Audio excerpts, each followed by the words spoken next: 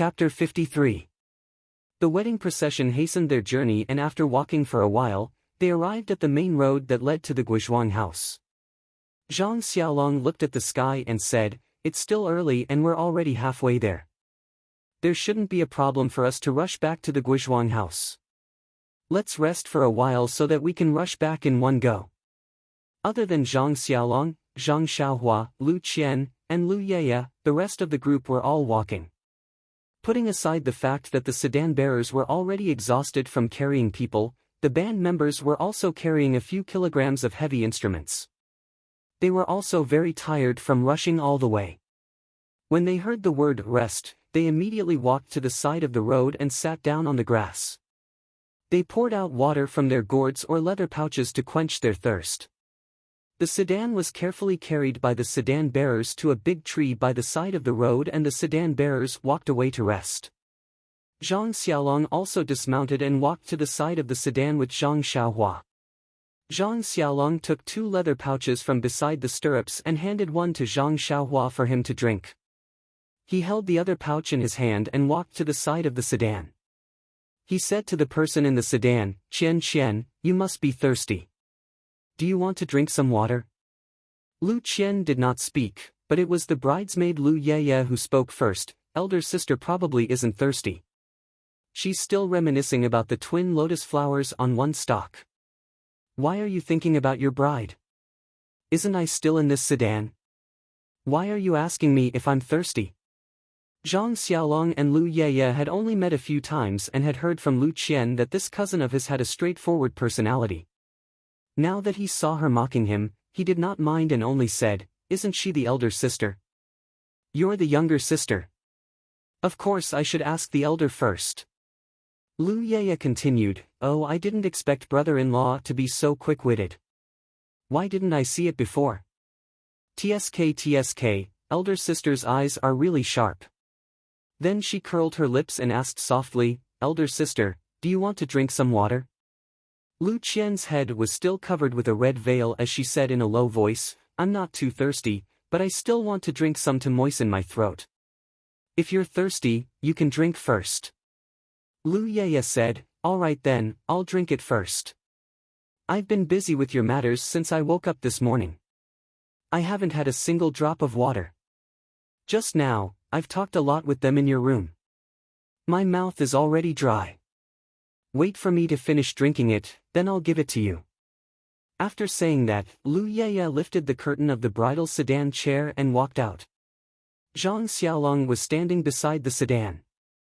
When he saw Lu Yeye come out, he quickly handed over the leather bag filled with water. At this time, from the direction of Lu Town, a few people on horses galloped over. The 3 in front were very handsome horses. The 3 people on the horses looked very similar. Their faces were charred black, their eyes were squinted, and they had a lecherous look. They were about 40 years old and wore very bright clothes. The 4 people behind them were ordinary tall horses. The people on the horses were of different height and weight, but they were all dressed in black and had weapons at their waists. Their eyes occasionally wandered around the road, and they seemed to be very careful. These people saw Zhang Xiaolong and his group of people who were listening and resting at the side of the road from afar. They didn't care and hurriedly took a few glances before passing by. Coincidentally, one of the 3 in front was tilting his head and waving his whip when Lu Yeye came out from the bridal sedan chair. She used her hand to take the leather bag handed to her by Zhang Xiaolong and gave Zhang Xiaolong an angry smile. That Lu Yeye was originally round and smooth, and her eyebrows were delicate. Today, she was Lu Qian's bridesmaid, so she dressed up even more beautifully. Zhang Xiaolong didn't think much of this smile, but the person on the horse had a burst of lewd light in his eyes. He couldn't help but let out a "eet" sound. Immediately, he tightened the reins in his hand and gradually slowed down the horse. The 2 people beside him saw him slow down and immediately turned their heads to ask, "Lao Er, what's wrong?" That person said, "Big brother, something wonderful has come."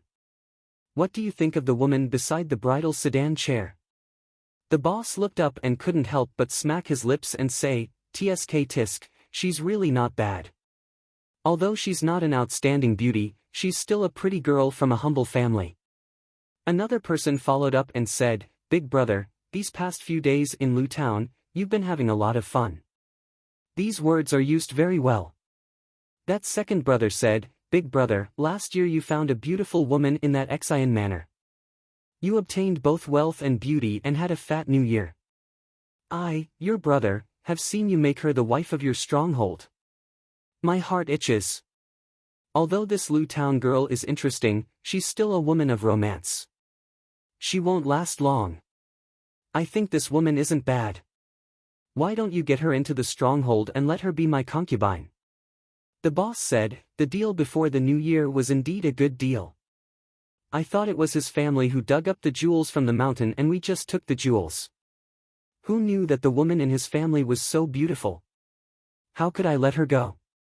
However, second brother, this place is not far from Lu Town and is on the official road. I'm afraid that our actions will attract the attention of the authorities. Another person said, Big brother, you worry too much. Although it's not far from Lu Town, there are not many people here. Just the few bumpkins who came to escort the bride don't seem to be from this town. If they rob someone, then so be it. It's not the first time we've done this. After we've done it, we don't have to kill anyone. If we leave our names behind, I'm sure they won't dare to report it to the authorities. Let's hurry back to the village. Even if we catch them, the authorities will know. The second brother said, Lao Er's words are very reasonable. Big brother, let's do it. The boss looked around and seemed to be hesitating. Lao Er said, Second brother, the woman in front of the sedan chair is yours. The bride in the sedan chair is mine. Today I'll be the groom. Ha ha ha.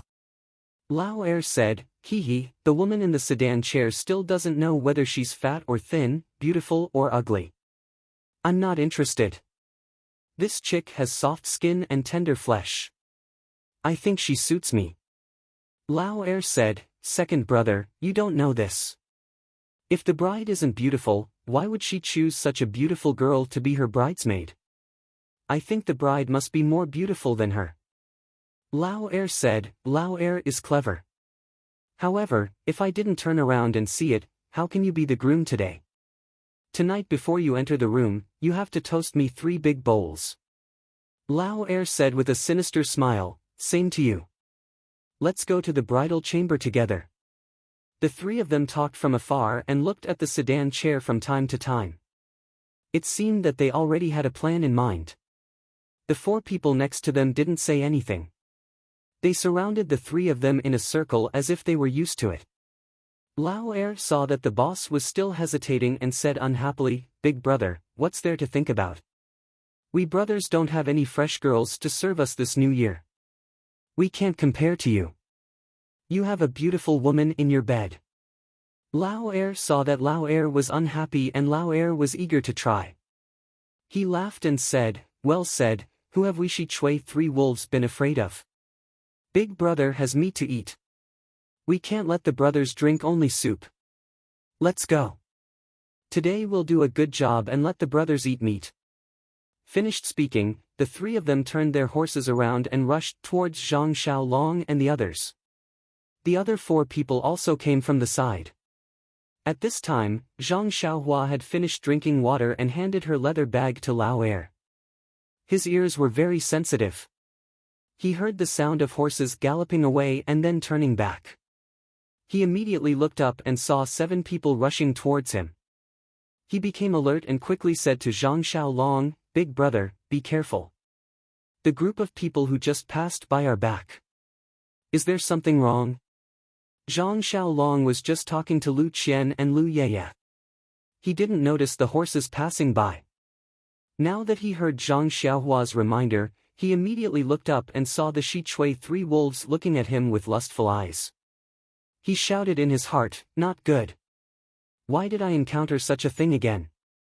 Just as he was about to have Lu Yeye hide inside the bridal sedan chair, the horses had already arrived in front of him. Zhang Xiaolong frowned and pulled Lu Yeye behind him. He cupped his fists and said, What orders do you have for me? The one who rushed at the front was the second brother of the Shi Chui Three Wolves. He saw Zhang Xiaolong salute but didn't answer. He didn't even slow down the horse. Borrowing the horse's momentum, he lifted his leg and kicked towards Zhang Xiaolong's chest. Although Zhang Xiaolong didn't practice martial arts, he was still a young man. He was agile. He quickly moved sideways and got Lu Yeye out of the way. The second brother's leg kicked below his shoulder. Zhang Xiaolong screamed and his body flew out. He fell on the side of the road far away. A mouthful of blood spurted out from his mouth and he fainted on his back. The water bag was also thrown far away, allowing the water to gush out. Zhang Xiaohua saw that his big brother was injured. He was shocked and wanted to run over. The third brother of the Shi Chui Three Wolves rode a horse and rushed towards him. He raised his hand and whipped. Zhang Xiaohua saw the whip coming and quickly dodged. He raised his hand and wanted to grab the whip. However, he had exhausted all his strength to pull the bow and shoot arrows this morning. At this moment, his arms were still sore and he couldn't use any strength. He watched the whip hit his face and could only tilt his head as much as possible.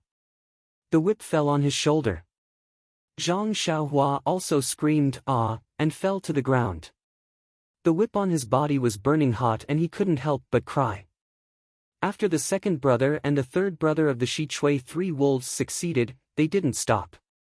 Instead, they rushed to the rest of the people resting on the side of the road and raised their whips to hit them. The eldest brother ran to the front of the sedan chair. He didn't move forward. Instead, he tightened the reins and stopped. Seeing the second brother and the third brother running to the others, he said to the other 4 people around him, "Go and help them." The other 4 people immediately pulled out their weapons from their waists or horses and outflanked them from different directions. They shouted as they walked, "Shi Chui Mountain is working here. Those who have nothing to do with it should leave quickly." There were still some people on the road. When they saw these people rushing over and injuring people, they felt strange. There were also some busybodies who stopped to watch the fun.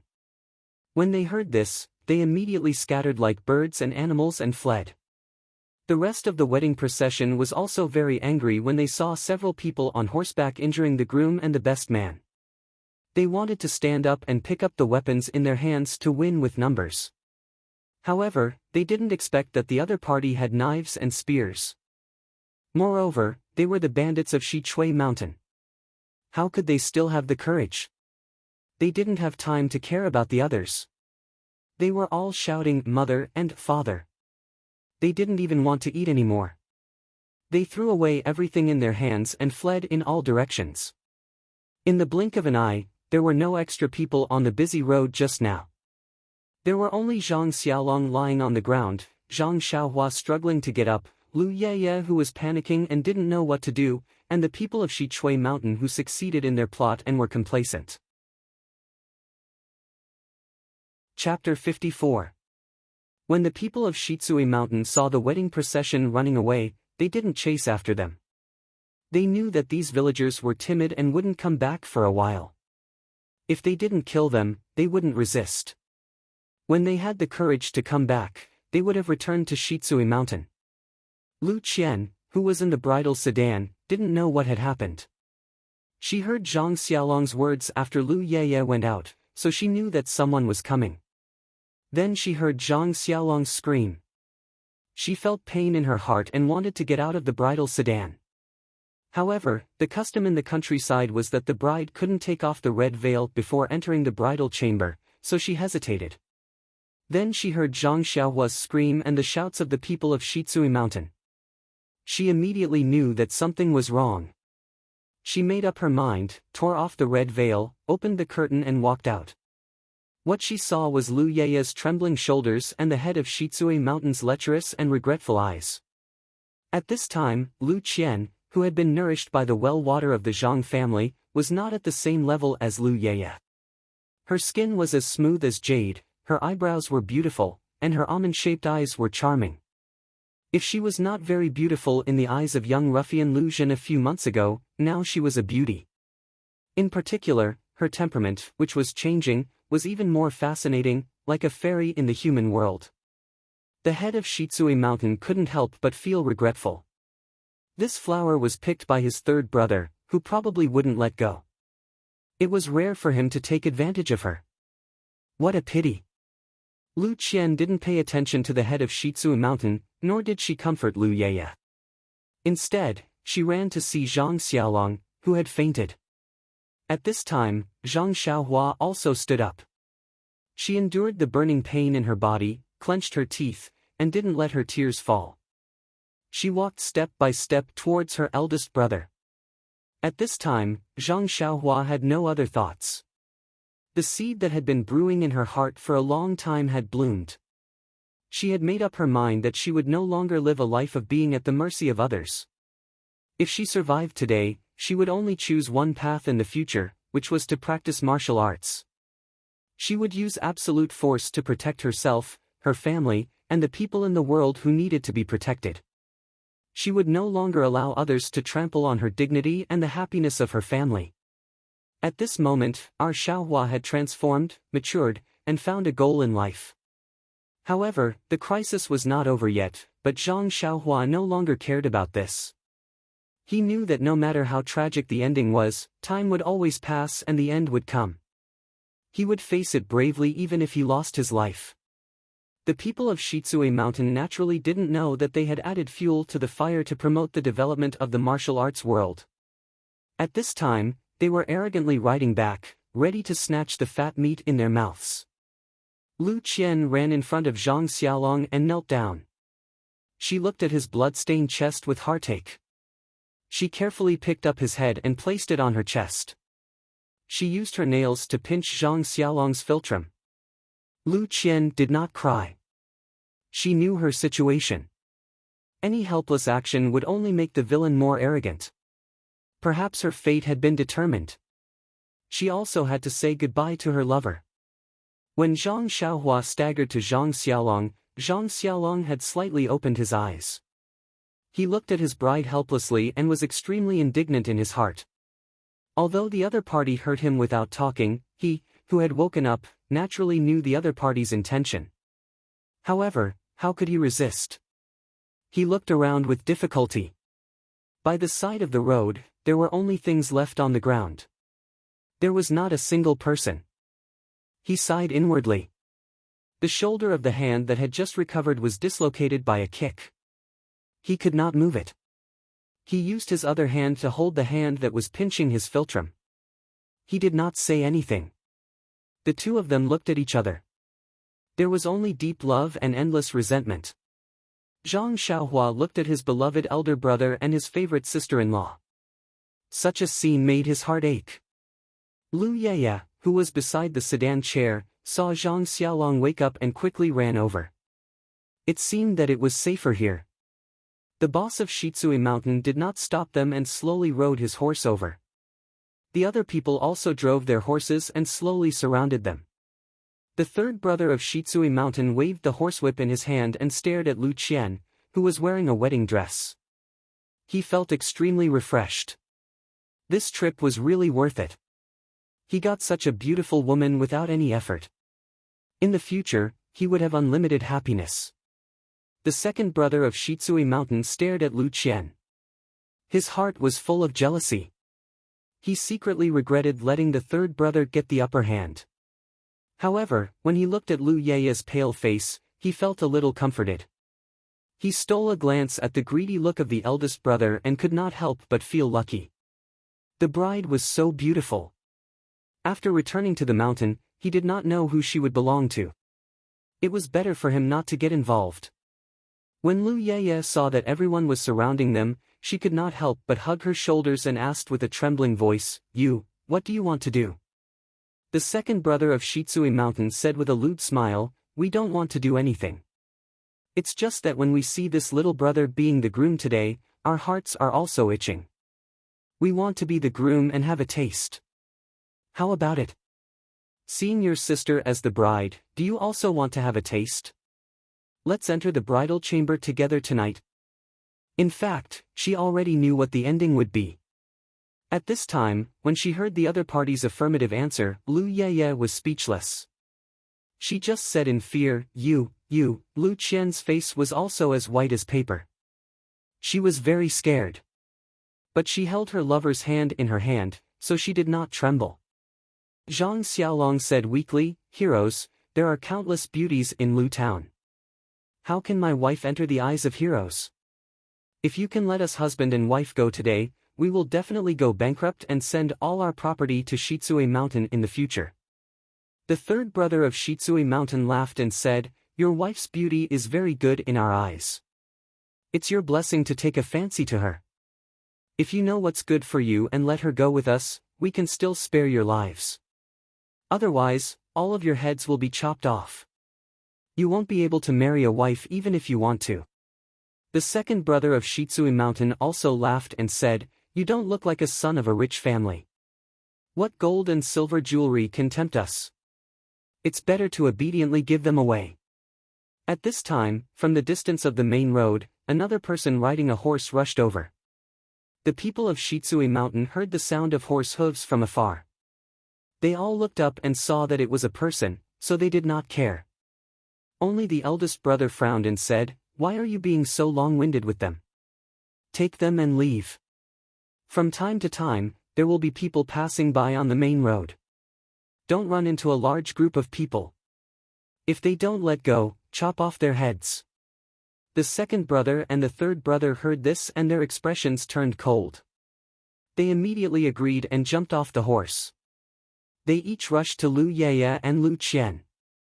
Seeing the bad guy rushing to the eldest sister-in-law, Zhang Xiaohua immediately blocked in front. The third brother of Shitsui Mountain reached out and grabbed Zhang Xiaohua's neck like lightning. He shook his hand and threw her to the side of the road. Then he reached out and grabbed Lu Qian's hand and pulled her onto the horse. Zhang Xiaolong pulled Lu Qian's hand hard, but he couldn't pull away the third brother of Shitsui Mountain. He watched Lu Qian's hand fall away from his own hand. His hand fell weakly on his chest and touched something hard on his chest. Suddenly, Zhang Xiaolong's eyes lit up. He seemed to think of something. He shouted, heroes, my family has relatives from Misty School. I have a token here as proof. We are all Jianghu people. Can you give me some face? Misty School? The people of Shitsui Mountain were stunned. The second brother and the third brother let go of their hands. Lu Qian and Lu Yeye quickly returned to Zhang Xiaolong's side. The man riding a horse on the main road just passed by them at this time. He was concentrating on the road and didn't pay attention to the movement on the side of the road. When he heard Misty School, his ears couldn't help but twitch and then he slowed down the horse. However, the people of Shitsui Mountain were focused on Zhang Xiaolong and didn't notice. The eldest brother of Shitsui Mountain jumped down from the horse and walked to Zhang Xiaolong and said, where is the token? Let me see. Zhang Xiaolong hurriedly used his good hand to take out the token that he accidentally put in his arms with difficulty and handed it over. The eldest brother of Shitsui Mountain carefully took it and looked at both sides carefully. His face was a little gloomy. He then handed it to the second brother and the third brother. The two of them also looked at it very seriously. Then they also handed the token to the eldest brother with a gloomy face. The three of them looked at each other. Their eyes were fierce and they didn't speak anymore. Then, the eldest brother put the token into his arms and said with a sinister smile, what kind of bullshit token is this? The firewood picked up from the pile of firewood dares to be called a token? Do you know what Misty School is? You still dare to say that you have relatives? Forget it, I originally wanted to spare your lives. Now, I'll do you a favor and save some food for your family. I'll send you to the underworld to rest. At this time, Zhang Xiaohua had stood up from the ground and walked to the eldest brother. She gritted her teeth and said, You want to kill us to silence us? The third brother of Shitsui Mountain said with a grim smile, Misty School is far away. If we kill you, who will know that it's us? You'd better tell them in their dreams. After that, he waved his hand and dragged Lu Qian and Lu Yeye over with the second brother of Shitsui Mountain. The other four people held weapons and were about to kill. At this critical moment, a voice came from behind, who said that Misty School is far away. There is an ancient poem that says it well. Far away is close at hand. The people of Shitsui Mountain looked back. It was the person who came from afar. They thought that he had gone far, but unexpectedly, he still stayed on the roadside. They saw that the man was tall and handsome. He was wearing gray clothes and there was a sword hanging on his waist. When the eldest brother of Shitsui Mountain saw the man coming over, he hurriedly stepped forward and saluted. He said, "I'm Shitsui Mountain's third wolf. I'm here to do something. May I know your name?" The man smiled back and said, "I'm Misty School's Lu Yueming. Nice to meet you. I heard that I sent relatives here, so I came to see. Where is the token? Please let me take a look." The eldest brother of Shitsui Mountain said, "Xiao Xiaolu is mistaken. How can this person be a relative of your sect? Just now, he took a fake token and wanted to impersonate it, but I put it away. Xiao Xiaolu doesn't need to see it." Lu Yueming still smiled and said, "Whether it's real or fake, my Misty School has the final say. Please let me take a look. I promise that as long as it's not an ethereal token, I'll leave immediately." Chapter 55. Seeing that he couldn't find an excuse, the boss of Shitsui Mountain said with a charming smile, "No problem, Xiao Xiaolu, I will take it out for you." After that, he fumbled in his arms for a moment, took out the token, and carefully handed it to Lu Yueming. Lu Yueming stared at the boss of Shitsui Mountain and didn't say anything. Seeing that the token was handed over, he reached out and took it. But at this moment, something unexpected happened. After the boss of Shitsui Mountain gave the token to Lu Yueming, he didn't withdraw his hand. Instead, he suddenly sped up and handed it forward again. But this time, it wasn't a token in his hand, but a small dagger. The tip of the dagger emitted a blue light under the sunlight. Needless to say, it was quenched with poison. The dagger wasn't aimed at Lu Yueming's throat or chest, or other vital parts. Instead, it was aimed at his hand that had just received the token. It seemed that the boss of Shitsui Mountain was very confident about the poison on the dagger. He only hoped that it could make a wound on Lu Yueming's hand. The hope was beautiful, and the goal was very close, but how could a disciple from the Misty School be compared with a martial artist from the wilderness like Shitsui Mountain? Lu Yueming turned his wrist and the token in his hand changed direction. The edge of the token swept across the boss of Shitsui Mountain from top to bottom. The boss of Shitsui Mountain only felt his wrist go numb and the dagger fell from his hand. But Lu Yueming didn't stop. He waved the front of the token at the handle of the dagger. The poisonous dagger was like an arrow released from a bow, quickly shooting towards the boss of Shitsui Mountain. The distance between the two was close, and the speed of the dagger was very fast. Before the boss of Shitsui Mountain could react, the dagger was inserted into his forehead with a pop sound. He looked at Lu Yueming in disbelief, turned over, and fell into the dust. The black color on his forehead quickly covered his face at a speed visible to the naked eye, and spread to his neck and body. But at this time, the boss of Shitsui Mountain's body had gradually become cold and had lost consciousness.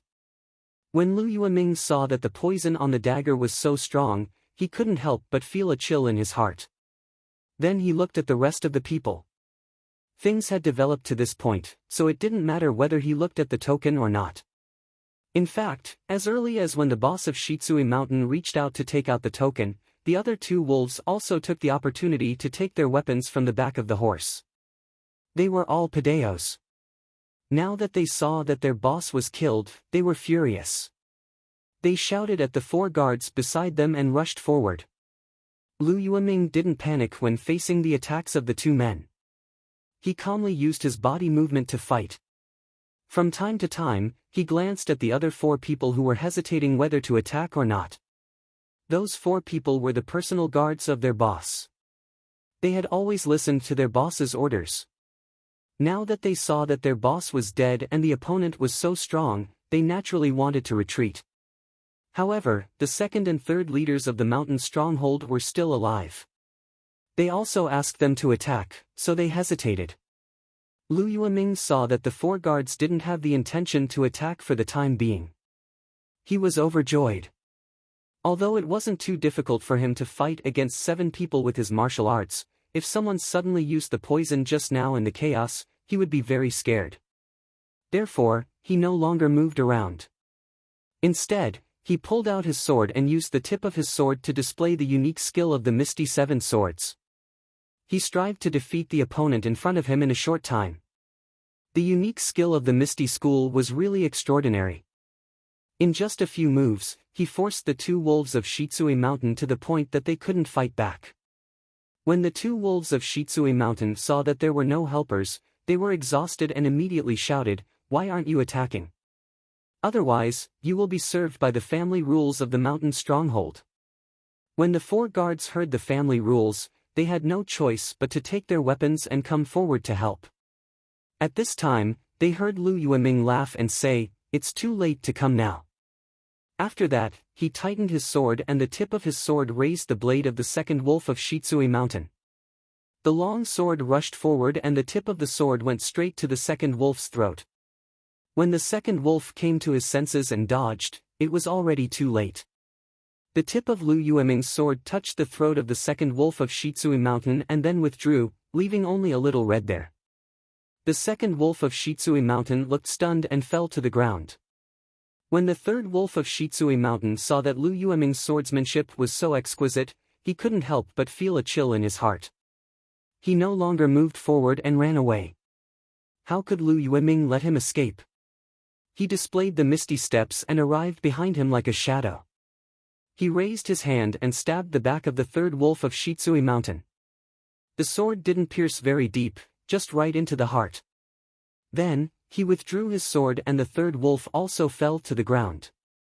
Lu Yueming looked at the blood on the sword and shook his head. The other 4 guards didn't want to intervene. When they saw that the 3 wolves of Shitsui Mountain were killed by Lu Yueming, they immediately threw away their weapons and knelt on the ground. They kept kowtowing and shouting, "Hero, spare our lives." Lu Yueming looked at the 4 people kneeling and ignored them.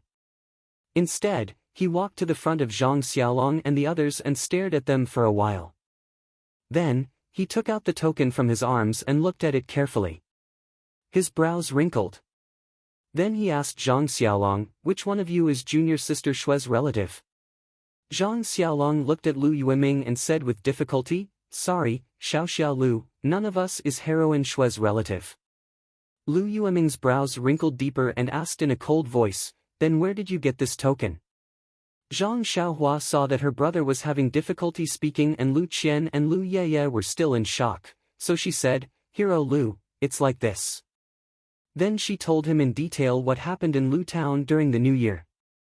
After listening, Lu Yueming smiled and asked, "Then you've seen junior sister Shui?" Zhang Xiaohua said, "We've seen heroine Shui, but she was wearing a veil. We didn't see her real face and didn't know that her surname was Shui."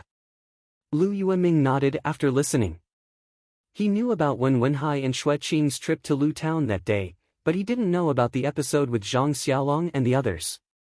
However, according to Zhang Xiaohua's description, it should be true and credible. The Misty School's token had always been strictly managed. Shui Qing was able to leave the token with the intention of being thorough. Since he was able to encounter this matter, he could go back and tell junior sister Qing about it. Maybe he could even get her favor.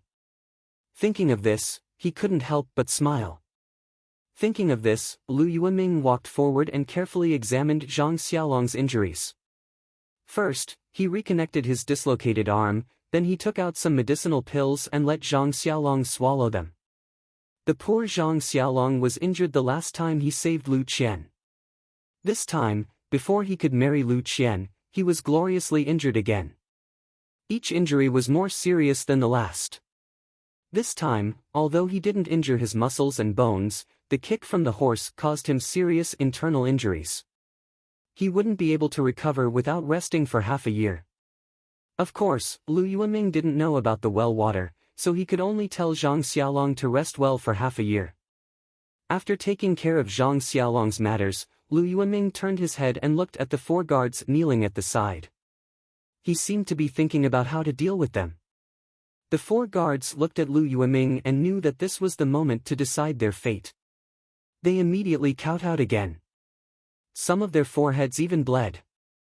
Zhang Xiaohua couldn't bear to watch from the side. Lu Yueming seemed to see Zhang Xiaohua's eyes. He smiled and asked, "Xiaohua, how do you think we should deal with them?"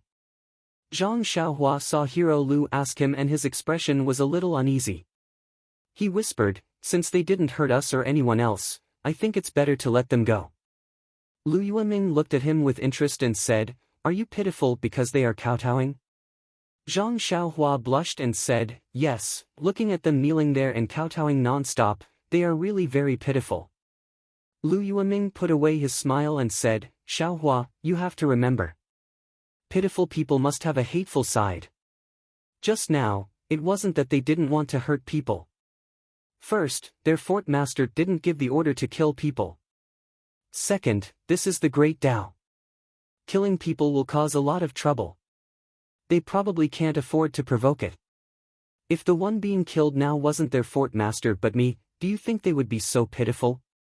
Do you think they would spare your lives?" Zhang Xiaohua nodded thoughtfully. Lu Yueming continued, "Do you know what it means to eradicate evil completely? It means to eradicate evil completely. Don't leave a trace of evil behind.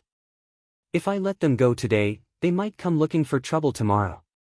At that time, you will want to cry but have no tears." When the four people heard Lu Yueming educate Zhang Xiaohua like this, they all raised their heads and looked at each other.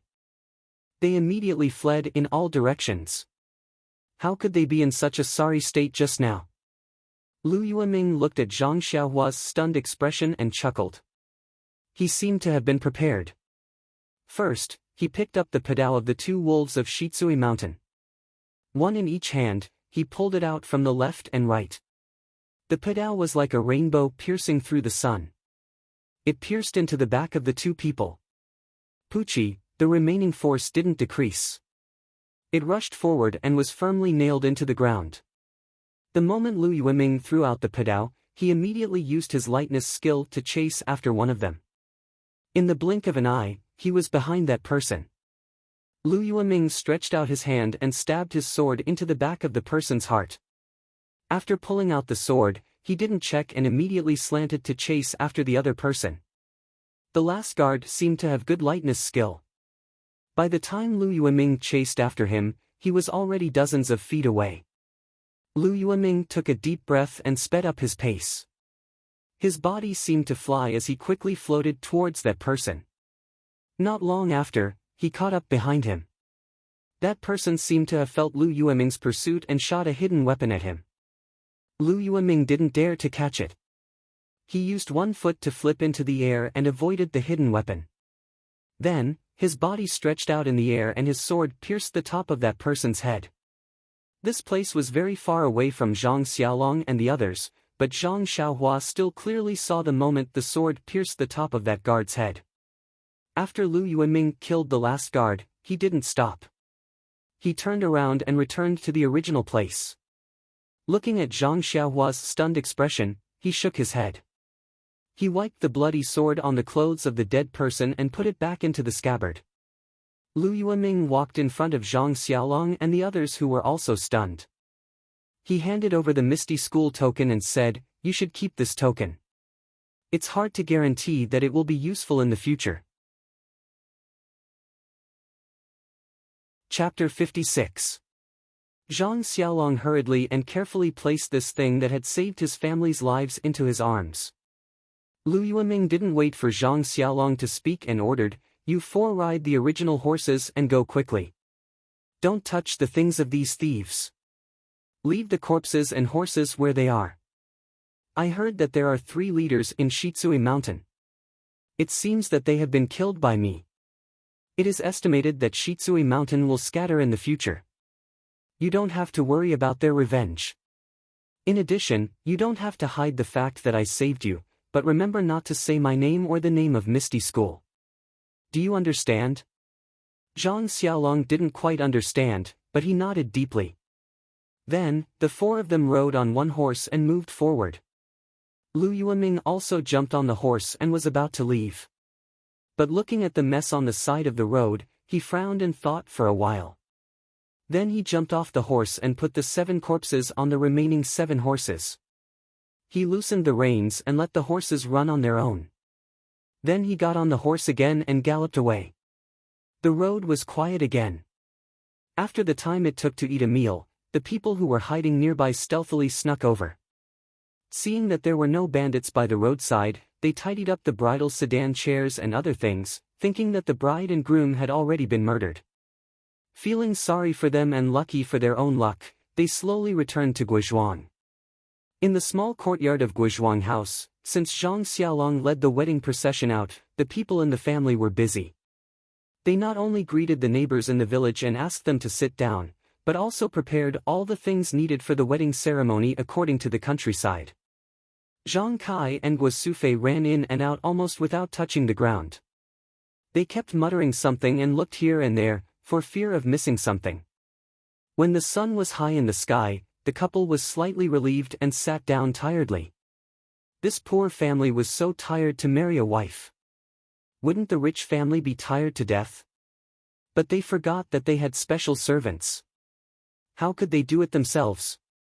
Everything was prepared at home, and the necessary ceremony had been entrusted to the people in the village who were familiar with it, so there shouldn't be any mistakes.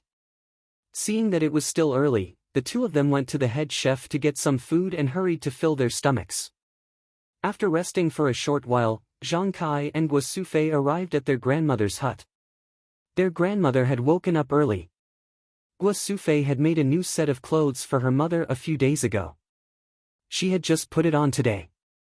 When her grandmother heard someone coming in, she asked, "Guo Sufei, Xiaolong and the others are back, right?"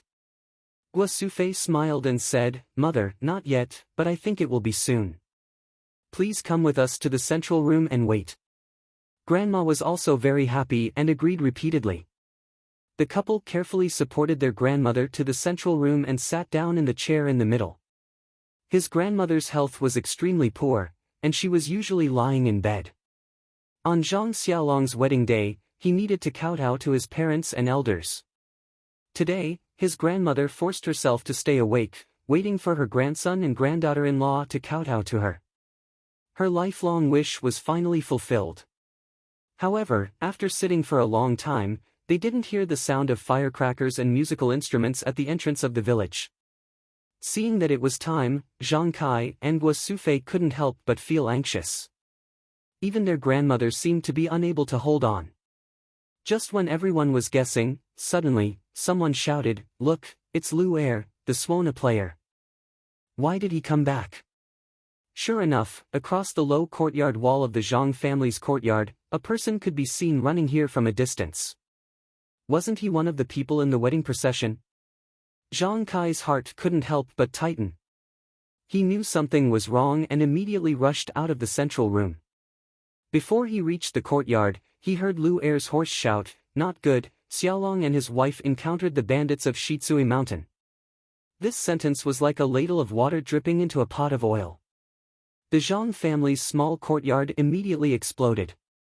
Some timid people immediately patted their buttocks and ran away like a wisp of smoke, as if the horse thief was right in front of them.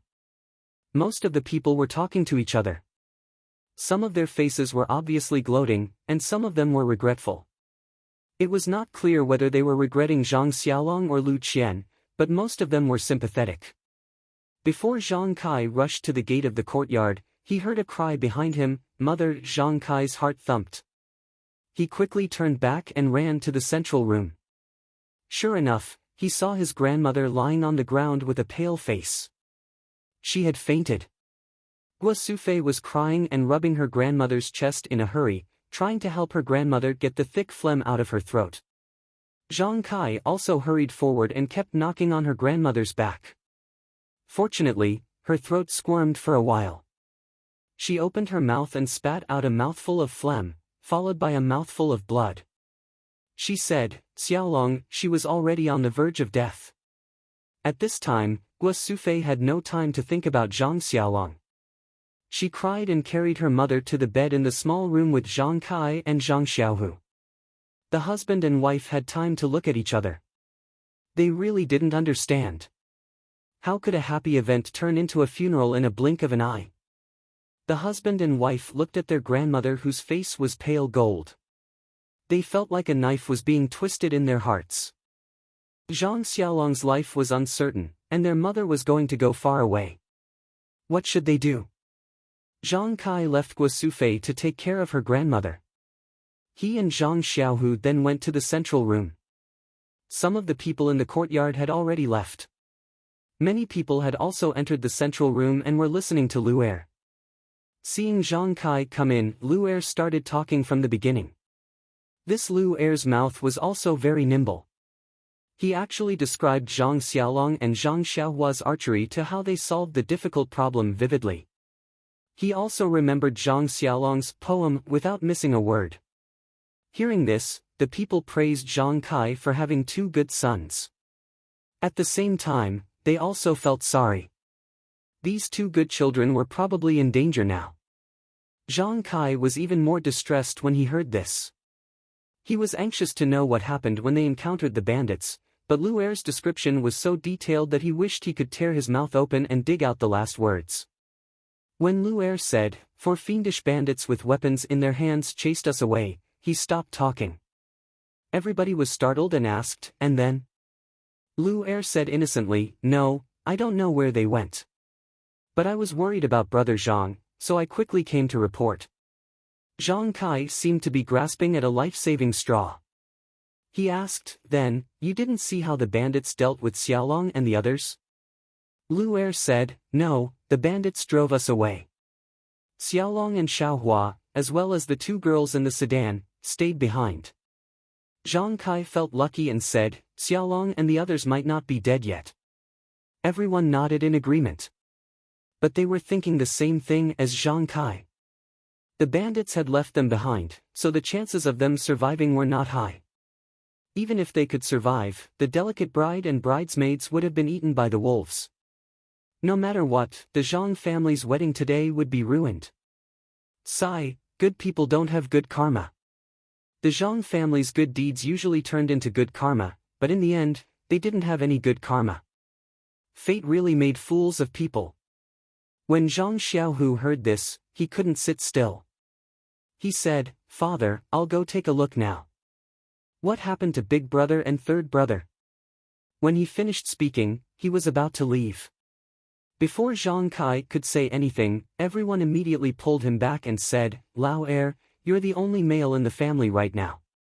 We can't let anything happen to you. You can't go by yourself. Wait a moment. We'll organize the strong men in the village.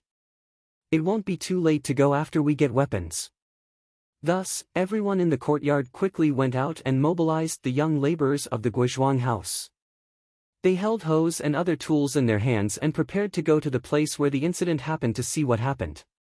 But just as the group of loose people walked out of the Guozhuang house's village entrance, they saw a horse coming towards them, carrying 4 people on its back.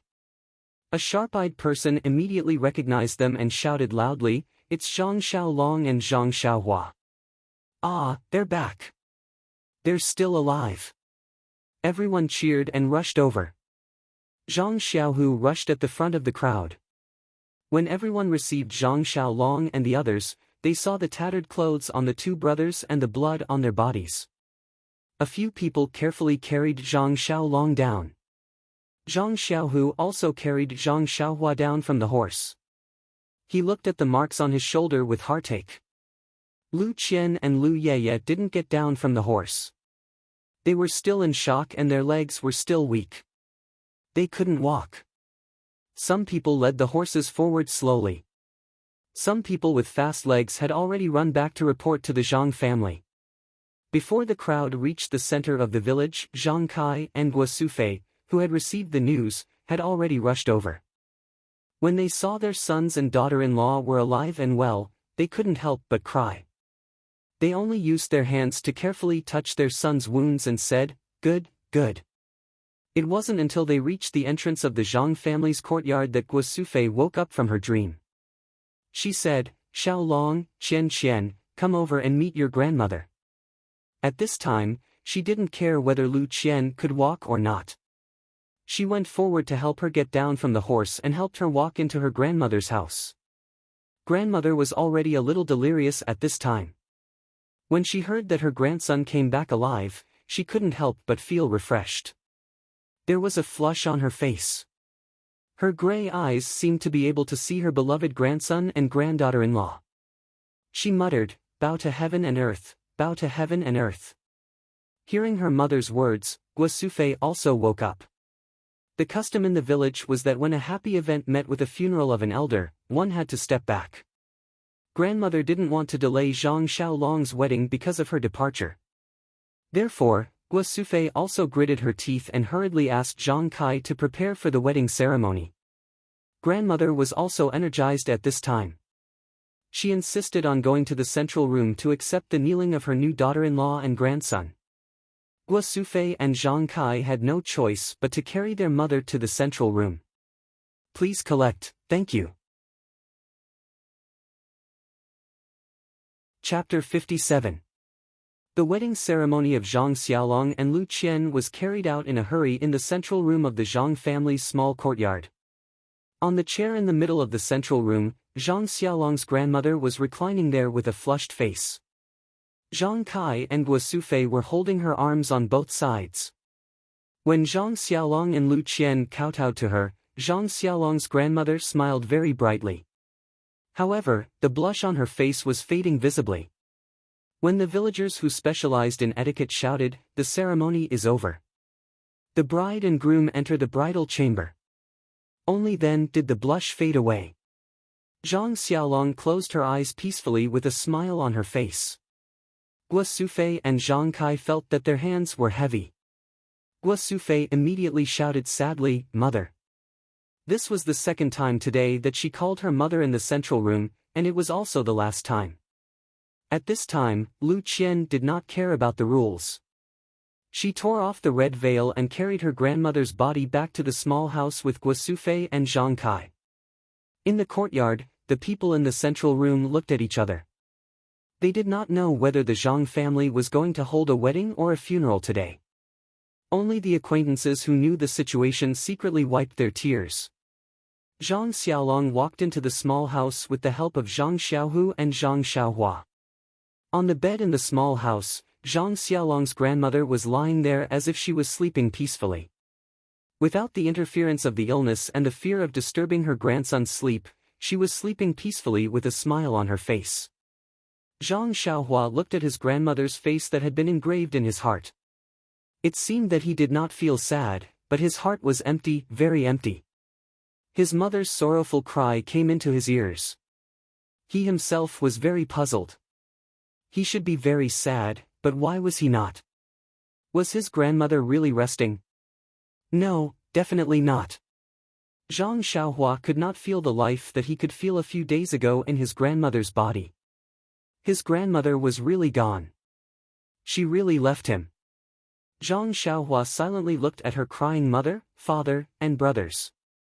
There were no tears in the corners of her eyes, and her eyes weren't even red. In his grandmother's small house, the mournful cries of the relatives continued for a long time before most of the people in the courtyard dispersed.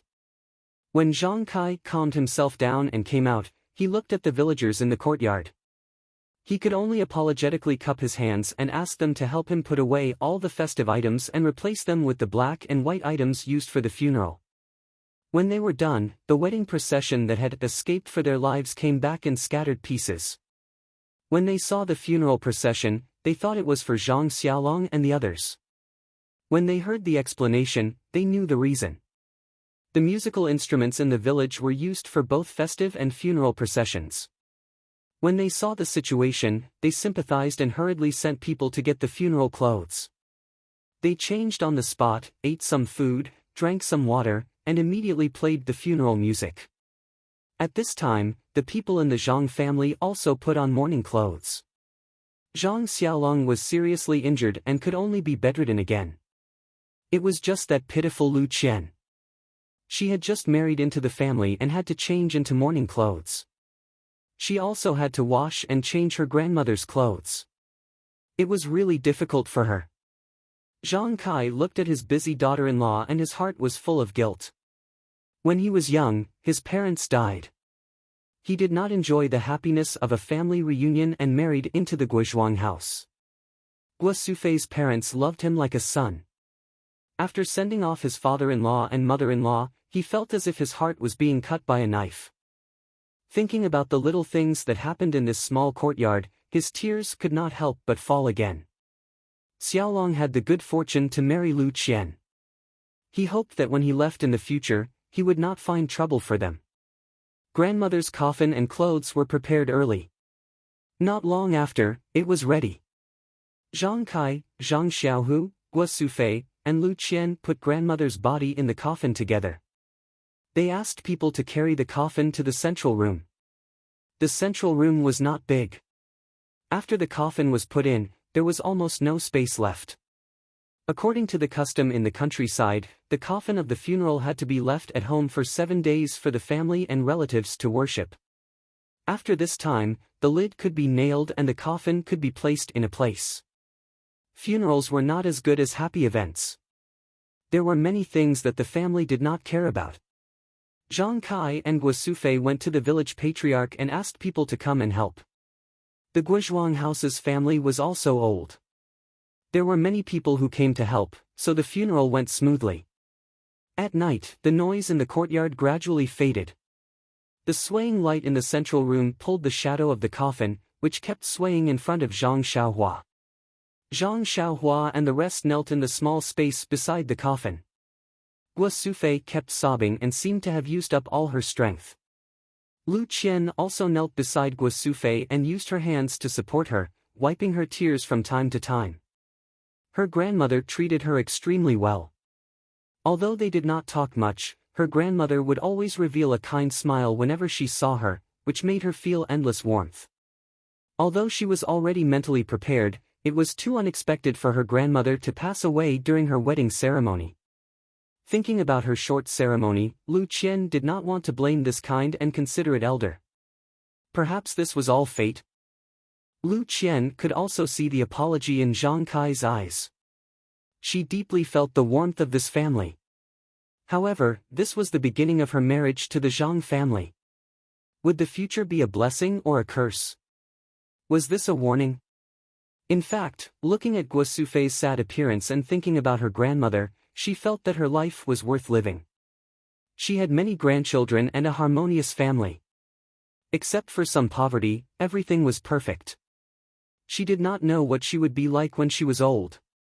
Just as Lu Qian was thinking about random things, Zhang Xiaohua's mind was also constantly turning. Zhang Xiaohua knelt in the shadow of the corner, looked at the huge coffin in front of him, and thought, "Is this the final destination of my grandmother's life?" Ever since everyone had told them about what had happened at home that night, Zhang Xiaohua had been thinking, if I knew martial arts, I could have chased away the bandits when they attacked. If my brother and I could have married my sister-in-law safely, my grandmother wouldn't have left so early. She would have happily watched my brother and sister-in-law get married. She might even have been able to hold my brother and sister-in-law's child happily. Zhang Xiaohua's thoughts were in a mess. Perhaps, he had thought about a lot of things. Many hypotheses only had one fulcrum, and that was that he must know martial arts and have the ability to turn the tide. But, did he have it? Therefore, Zhang Xiaohua finally made the first decision in his life. He wanted to learn martial arts. But, how to learn martial arts? He was still confused, but since he had a target, everything would be easy to handle. Thinking of learning martial arts, Zhang Xiaohua suddenly thought of Misty. From Wen Wenhai, Xueqin, to Lu Yueming, everyone left a deep impression on him. That momentum of controlling everything, that pleasure of punishing evil, could only make Zhang Xiaohua's eyes filled with stars. There was also the power of the Misty School. A sign could make people not dare to act rashly. They could take out a few hundred taels of silver without daring to make a sound. For a child who grew up in a mountain village like Zhang Xiaohua, it was an unimaginable temptation. Perhaps, a real man should live like this, and not shelter under the wings of others when disaster struck, and ask for help from a sign. Moreover, even if the leader of the bandits was eliminated, it was hard to guarantee that the bandits would not come back. What should he do at that time? Could a sign make people retreat? Thinking that the lives of his family were tied together by a sign, Zhang Xiaohua's heart was filled with endless emotions. He thought, and his eyes slowly closed along with the swaying of the shadow. He actually fell asleep. The flickering like breathing came to his dreams as promised. At this time, it was midnight. After busying himself with the matters outside and sending off the people who helped, Zhang Kai dragged his tired body back to the central room. In the room, his wife's cries were still there, and her voice was already hoarse. He also went to comfort her. The old woman had already left, and the days had to go on. As soon as he entered the room, he saw Zhang Xiaohua curled up in the corner sleeping. His heart could not help but ache. What a good child. He was busy with the old woman's affairs and forgot about him. Zhang Xiaolong was injured and had already fallen asleep on the Kong. His youngest son was also injured. The whip wound on his shoulder made people cry. He had suffered such a serious injury at his age, not much worse than Xiaolong. He just changed his clothes and could not see him, so he forgot about him. Should he blame himself for being careless, or blame himself for having too many things to do today? Zhang Kai was secretly annoyed. He carefully carried Zhang Xiaohua, wanting to carry him back to the Kong. Unfortunately, after trying, he could not carry him. He could not help but smile bitterly in his heart. The child had grown up, and he was also old. He could not be carried when he was young. He called out to Zhang Xiaohu, who was also kneeling in the shadows. The two of them then lifted Zhang Xiaohua up. When they were about to leave the room, Guo Sufei spoke. She wiped her tears and said, "Tonight, let's put Xiaohua in Xiaolong's room. If the child wakes up in the night and thinks of his grandmother, he will be scared." A mother's love was so attentive. Guo Sufei was mourning her mother's death, but when she saw her son, she could still think of her son. Zhang Xiaohu interrupted, "Mother, Xiaohua is asleep. He won't wake up even if you water him." "Don't worry." Guo Sufei said, "That won't do. He's still young. If he wakes up, he will be scared. It's better to put him in Xiaolong's room. I can watch over him." Zhang Kai and Zhang Xiaohu then gently put Zhang Xiaohua next to Xiaolong, who was already sleeping soundly. Guo Sufei also washed her face. Holding the oil lamp, she carefully lifted Zhang Xiaohua's clothes. Looking at the whip wound on his shoulder, the scar was like a centipede lying on Xiaohua's body. Then looking at Xiaohua's childish face, Guo Sufei could not help but burst into tears again. This child was so seriously injured that he did not even tell her in detail when he came back. After changing his clothes, he went to watch over his grandmother's coffin. He did not even eat dinner. From the morning until now, he had experienced so many hardships and endured so much pressure. As his mother, she had long forgotten about him. At this moment, if he was not so tired, perhaps he would still be accompanying her in the central room. It was better to let him have a good rest. Guo Sufei came out from the inner room and let Zhang Xiaohu and Lu Qian go back to rest. She and Zhang Kai came to accompany her grandmother. Zhang Xiaohu and Lu Qian did not agree at first, but Guo Sufei insisted again and again. Only then did they go back.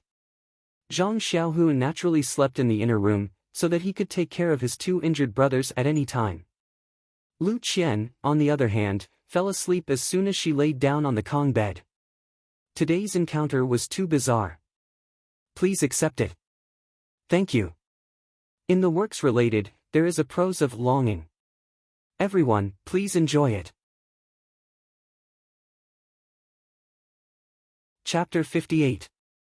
The next morning, when the sun rose, a group of people was already waiting quietly in front of the jujube forest on the ring finger of Stoneman Peak. The person in front was the green-clothed and green-scarfed householder Yan Ming. Behind him were three young men, one of whom was Lu Yueming, who had saved Zhang Xiaolong and the others on the road yesterday. Lu Yueming was not as arrogant as he was yesterday. He stood behind the crowd with his hands behind his back, looking at Yanming Jusher in front of him, waiting quietly. It was still the same shadow that crossed the jujube forest at dawn. Yanming Jusher used his qinggong to leap over and left a mark on the two jujube trees. However, after a while, he was stunned. Because on the two jujube trees, other than the two deep marks he had just made, there were no other marks on the tree trunks. What about the sword marks he had made on the tree last month? Scholar Yenming was surprised. The sword mark that was 3 inches deep into the tree couldn't be healed in a month. Even if it was healed, there should still be a mark. Could it be that it wasn't the two jujube trees that were affected? Yenming Jushi's heart skipped a beat. This is bad. If it wasn't the original entrance, I'm afraid it would be troublesome to enter the forest. As he thought about it, he carefully examined the nearby wild jujube trees, but he found nothing. It seemed that he had never carved any marks on the trees of this forest. At this time, a short and stout young man in black clothes with a sincere face came up to him and asked, "Martial Uncle Yenming, do you have any questions?" Yenming Jushi looked back and saw Tan Feng from the Tan family. Scholar Yenming couldn't help but smile.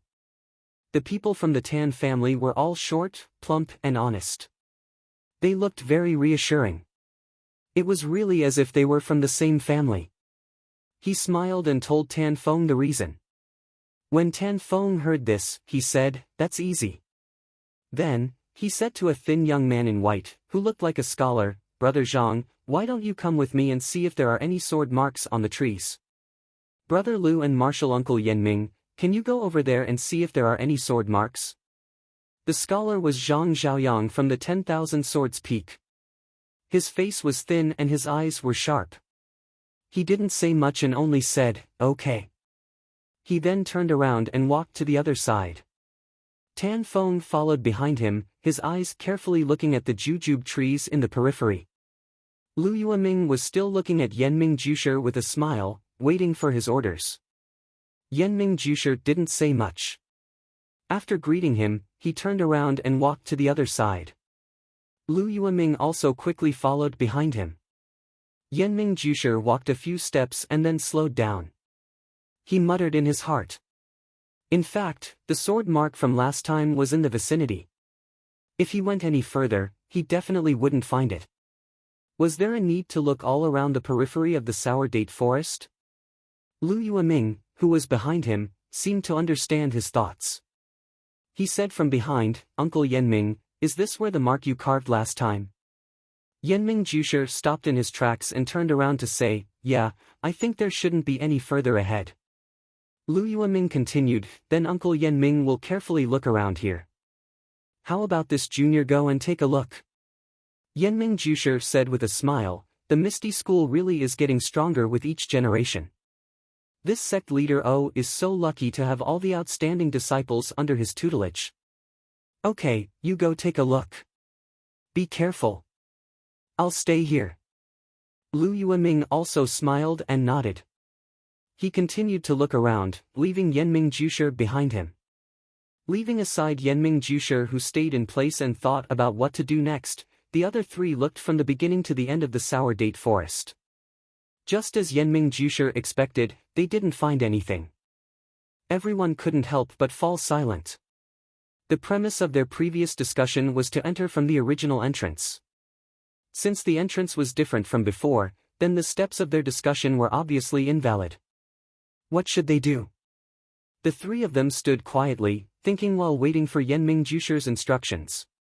This time, the three of them came to the five-clawed peak in the same way as the four sects did last time. They all sent their second-generation disciples, but this time they did it more secretly.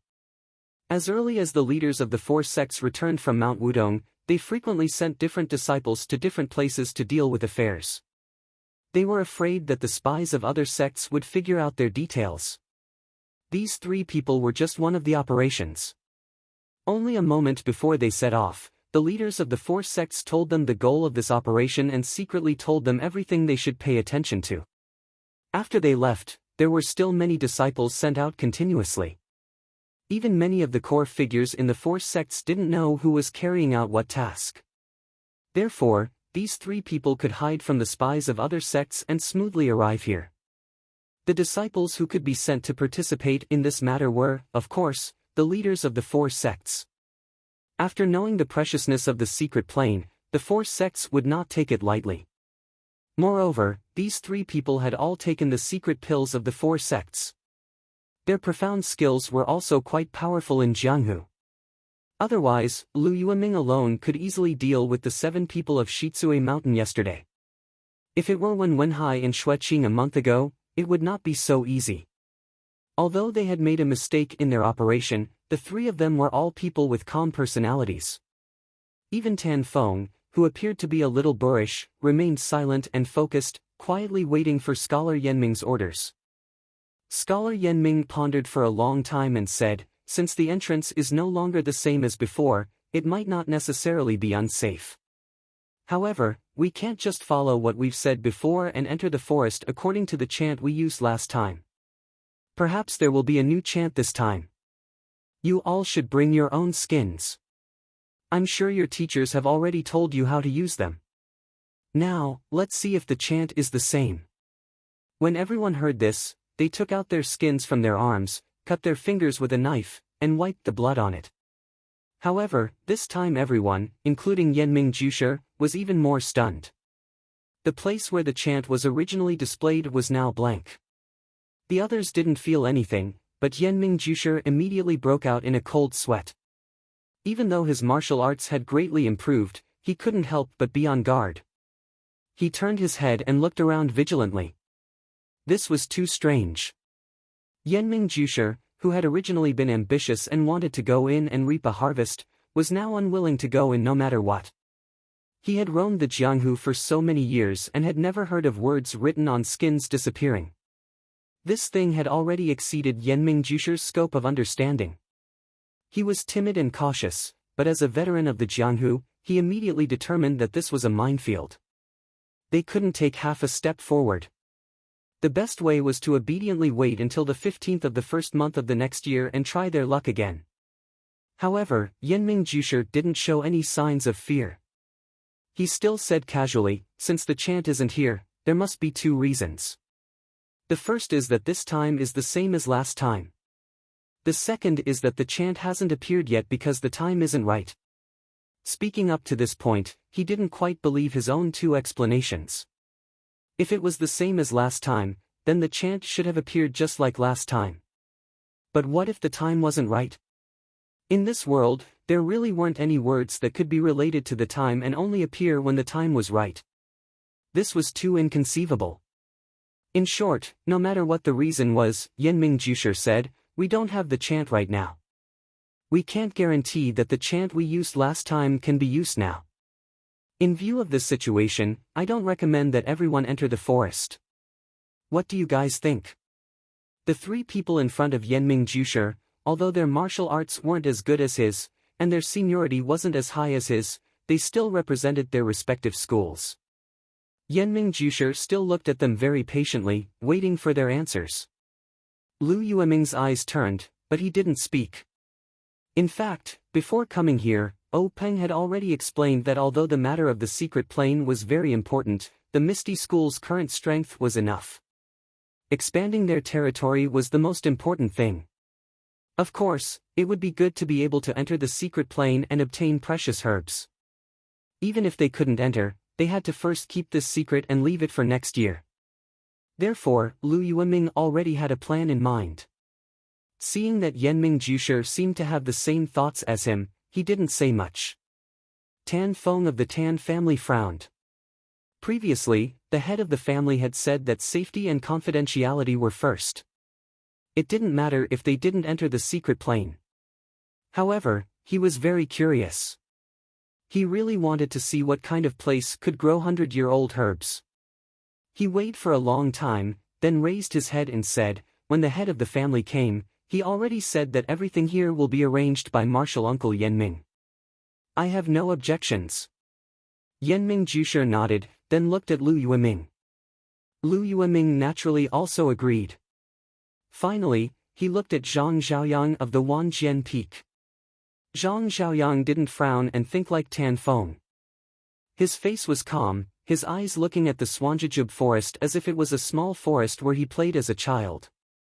He seemed to have decided long ago, but had been waiting for other people's decision. At this time, seeing that Yenming Jusher listened to his opinion, he smiled faintly and said, Martial Uncle Yenming, my family's sword master has already instructed that no matter what dangers there are in this forest, the herbs inside must be brought back. I think I must explore this Swanjujub forest. Zhang Xiaoyang's words were very unexpected. He thought that he would also listen to Yenming Jushi's arrangement. He wanted to go in, but it gave Yenming Jushi a difficult problem. However, thinking back to the meeting at Wudong Mountain, Wan Qingjiu wanted to go in the most. It was not difficult to understand why he gave this order. But if the others didn't want to go in, did they let Zhang Xiaoyang go in alone? Yenming Jushi pondered for a long time, but didn't know how to answer him. Zhang Xiaoyang saw that Yenming Jushi didn't directly answer him, and naturally knew what he was thinking. He cupped his hands to Yenming Jushi and the other two and said, Martial Uncle Yenming, brothers, I have already made preparations to enter the forest this time. There shouldn't be any danger. If you all don't want to go with me, then let me go in alone. I can also help you all scout the way. What do you think? The last sentence was directed at Yenming Jushi. Chapter 59. Hearing Zhang Xiaoyang's words, Yenming Jushi knew that he had made up his mind. He said to Lu Yueming and Tan Feng, I'm going to stay here. What about you guys? Lu Yueming and Tan Feng looked at each other and said, we won't go in either. We'll stand guard here for Brother Zhang. Yenming Jushi nodded and said to Zhang Xiaoyang, then nephew Zhang, you should go in. You know the chant, right? Zhang Xiaoyang smiled and said, go straight for 10 trees, right for 8 trees, back for 6 trees, left for 6 trees. I've already memorized it in my heart. Is it correct? Yenming Jushi said, that's right. That's the one. Master of 10,000 swords is very thoughtful. This sentence seemed to have a double meaning, but Zhang Xiaoyang didn't care. Instead, he checked his bag and took out a bundle of long, thin, snow-white string. Yenming Jushi's eyes lit up and asked, Nephew Zhang, is this string woven from snow silk? Zhang Xiaoyang smiled and nodded, praising, Martial Uncle Yenming's eyes are indeed sharp. This is indeed woven from the snow silk that can only be found in the frozen lands of the far north, mixed with other precious strands. Yenming Jushi asked again, I heard that this snow silk is abnormally tough. Ordinary swords can't cut it. Is that true? Zhang Xiaoyang said, that's right. Why don't Martial Uncle give it a try? Yenming Jushi thought for a moment and said, for nephew Zhang's safety, I'll give it a try. After saying this, he took out the sharp dagger that he used last time and said to Zhang Xiaoyang, my dagger can cut through iron like mud. Can this string take it? Zhang Xiaoyang still smiled and said, Martial Uncle Yenming, there's no harm in trying. When my sword master obtained this string, he already tried it. Other than the divine sword guarding peak, no other sword has been able to leave a mark on it. When Yenming Jushi heard this, he picked up the dagger and used his strength to cut at the snow-white string on the ground. As expected, when he raised his hand, the string didn't leave a single mark. Yenming Jushi couldn't help but shake his head, saying, the master of 10,000 swords is indeed a good schemer. If you don't sacrifice the child, you can't trap the wolf. To be willing to take out such a treasure, good scheming, good scheming. Zhang Xiaoyang still didn't answer. He picked up the silk rope from the ground and tied one end to the wild jujube tree where Yenming Lei's sword mark, while the other end was tied to his waist. Then, he said to Yenming Lei, Martial Uncle Yenming, this snow silk has another advantage, which is to use internal strength to shake it. It will transmit the shaking to the other side. Even if the silk rope is tied to the tree, the other side can still feel it. Martial Uncle Yenming, please wait here. After this junior enters the forest, please send a message every once in a while. This junior has also replied, saying that this junior is safe. When this junior reaches the other side of the forest, I will send for messages to senior. At that time, if you still want to enter, please follow the silk rope's finger and lead it inside. How about it? How about it? Yenming Jushi smiled and said, all right, then we'll have to trouble Martial nephew. We'll just wait for the ready-made one. Then, Zhang Xiaoyang took out the leather from Wan Jian Peak and handed it to Yanming Jusher, saying, "Martial Uncle Yanming, if I encounter any mishap in the forest, please return this leather to my family's sword master." Yanming Jusher stared blankly and frowned, saying, "Such a precious item, how can your family's sword master be at ease with giving it to me?" Zhang Xiaoyang smiled and said, "Since Martial Uncle is in an alliance with my family's sword master, naturally you're not an outsider. I can entrust it to you." Yanming Jusher stretched out his hand and received it, saying, "Martial nephew, feel free to enter.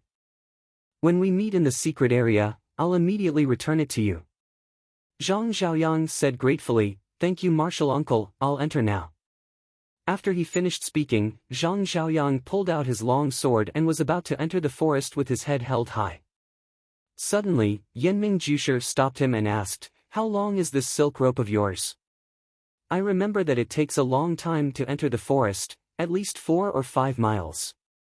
Zhang Xiaoyang smiled and patted the other bags, saying, "Disciple has prepared more here. If it's still not enough, then disciple will turn back." Yanming Jusher looked at the bag on his waist and shook his head with a bitter smile, saying in his heart, "This Wan Qingjiu is really ambitious and ruthless." Zhang Xiaoyang once again cupped his hands and bowed to everyone. Then, he picked up his sword and carefully stepped into the sun-dappled Swanjujub forest. At first, Yanming Jusher and the others could still see Zhang Xiaoyang's back from the outside, but when he walked deeper into the forest, they couldn't see him anymore. Only the snow-white silk rope was left hanging between the trees of the Swanjujub forest, motionless. After waiting for the time it took to drink a cup of tea, there was no movement in the Swanjujub forest, and there was no sound of birds chirping. Yanming Jusher walked forward and pulled the silk rope. It was still tight, so he used his internal energy to send it out. After a while, he felt a tremor in his hand. It seemed that Zhang Xiaoyang was still moving forward safely. Yanming Jusher's heart was a bit more at ease. Yanming Jusher returned with his hands folded. Lu Yueming and Tan Feng naturally looked at him eagerly, waiting for Zhang Xiaoyang's news. Yanming Jusher smiled and nodded, but didn't say anything. In this strange place, Yanming Jusher felt a trace of pressure, so he couldn't help but use his mind to resist. Therefore, he, who didn't have much to say, was too lazy to say anything superfluous. After waiting for the time it took to drink a cup of tea, suddenly, Yanming Jusher's heart jumped for no reason. It seemed that, perhaps, he heard a scream in the forest, but his ears obviously didn't hear any movement. It was still a dead silent forest. He looked back at the two people beside him in surprise, but found that Lu Yueming and Tan Feng were also surprised, and their eyes were rolling around. He said in his heart, "Not good." He immediately jumped forward, put his hand on the silk rope tied to the tree, and used his internal energy. After a while, there was still no response. Yanming Jusher was very anxious, and used his internal energy to send a message again, but there was still no response. Yanming Jusher thought for a moment, and used his hand to pull the silk rope back to see if he could pull it out. Sure enough, it could be pulled, and it was very light in the hand. Yanming Jusher pulled the silk rope from the forest with a heavy expression. Tan Feng hurried forward to help tidy up the silk rope that had already been pulled out. Lu Yueming pulled out his long sword and stood beside Yanming Jusher, his eyes staring at the entrance of the Jujube forest that looked very ordinary. He had already pulled out a lot of the silk rope, and he saw that Zhang Xiaoyang had tied a dead knot. It was probably the second one he had connected, but he still didn't see anything. Yanming couldn't help but speed up. Not long after, the silk rope in Tan Feng's hand had been coiled up into a large bundle. Yanming also heard a rustling sound in the wild jujube forest. As the speed of his hand changed, the sound kept coming out. It should be something on the other end of the silk rope. At this time, Yanming was even more careful. He slowed down and pulled out bit by bit. It was getting closer and closer. Everyone was on high alert. However, there was no monster at the end of the silk rope. There was also nothing on the silk rope, only the end of the thread. Yanming Jusher frowned, picked up the end of the thread, and carefully examined it. The bald end of the thread was actually irregular, as if it had been pulled, and not cut neatly with a sharp sword. Yenming Jusher put the end of the thread to his nose and sniffed it carefully. There was a faint smell of blood. Looking more carefully, there were some bloodstains on the silk rope. It seemed that Zhang Xiaoyang had met with misfortune. He didn't even leave behind any relics. Yenming Jusher sighed. On the other side, Tan Feng also took down the silk rope tied to the tree, and handed the entire silk rope made of precious snow silk to Yenming Jusher. At this time, Lu Yueming, who was holding the sword in his hand, opened his mouth and asked Yenming Jusher, "Martial Uncle Yenming, you've been here twice. Did you notice anything different from other places?" Yenming Jusher thought for a moment and said in puzzlement, "I didn't notice anything different." "Nephew, did you find anything?" Lu Yueming looked at the deep forest of jujubes, and said thoughtfully, "Martial Uncle Yenming, I grew up in the mountains. Although I've never seen such a large forest of jujubes, I often go to other forests of this size. After being here for so long, I always felt that this forest was different from other forests. After thinking for a long time, I realized that this forest is very strange. It's like there's a fog inside, and the sun can't shine in." Yenming Jusher chuckled and said, "Yes, nephew is very careful. The last time we entered, there was a fog inside, and we couldn't see very far. There wasn't much sunlight, and there were many animal and human bones inside." Lu Yueming nodded and said, "In most dangerous places, there will always be people who are curious and go in. Animals will also rashly go in, and the bones left behind are not special. However, there's something special here that doesn't exist elsewhere?" Yenming Jusher and Tan Feng asked curiously, "What's special about it?" Lu Yueming said, "Listen, are there any birds singing in this forest of jujubes?" Yenming Jusher and Tan Feng listened carefully. Sure enough, there weren't any birds singing in that mysterious forest. Yenming Jusher thought for a while and said, "Nephew is right. The last time I entered the forest, it was also completely silent. There weren't any birds singing." Lu Yueming said seriously, "This is where this junior is strange. Those birds aren't like beasts. They have wings and can go anywhere in the world. Moreover, the forest is a bird's home. Doesn't Martial Uncle Yenming find it strange that there aren't any birds singing in such a large forest of jujubes?" After hearing Lu Yueming's words, Yenming Jusher's heart suddenly swayed and seemed to sink. All the hair on his body stood up, and a cold sweat broke out on his back. He looked at the blood-stained rope in his hand and felt a wave of panic for no reason. He then looked at the forest of jujubes that was deathly silent like a sleeping monster. He didn't want to stay a moment longer, so he waved his hand and said, "Nephew, this isn't the place to talk. Let's leave first and find a safe place to talk." Lu Yueming and Tan Feng hurriedly said, "We'll follow Martial Uncle Yenming's instructions." Yenming Jusher didn't say much, and put the rope woven from snow silk into his bag. He took Lu Yueming and Tan Feng and used his qinggong to quickly leave, and didn't look back. The silent forest of jujubes was filled with dense fog, as if nothing had happened. Chapter 60. When the three of them used their qinggong to return to the Thumb Peak, they finally let out a sigh of relief. Yenming Jusher casually sat down on the crouching ox rock and asked, "Nephew, you haven't finished speaking yet, right? Let's hear it now." Lu Yueming said, "There are no birds in this forest. According to this junior's guess, there are only two reasons. The first is that there are fierce beasts in the forest that the birds are afraid of, so they don't dare to rest. However, this junior doesn't know what kind of fierce beast it is. In this junior's impression, there are no fierce beasts that can drive away birds. The second is that this forest is originally a formation. Does this formation also have the effect of isolating birds, preventing them from building nests here?" Yenming Jusher pondered for a moment, then said, "Nephew's words have a certain degree of truth. However, this formation has long been lost in Jianghu. Its specific power is not something we can speculate about. Alas, in short, this forest has too many mysteries that we can't speculate about. It's better to wait until next year to enter." This time, we were able to keep our lives because we weren't greedy. Man proposes, God disposes. Don't force things that don't belong to you. The ancients didn't cheat you. At this point, Yenming Jushi's tone was unexpectedly very bleak, completely different from the spring of life when all things were revived. Lu Yueming and Tan Feng also looked at each other. In their eyes, besides panic, there was also luck. Just now, when they saw Zhang Xiaoyang's imposing manner, they almost wanted to follow him into the forest. However, at the last moment, they didn't let their hot-bloodedness cover their heads.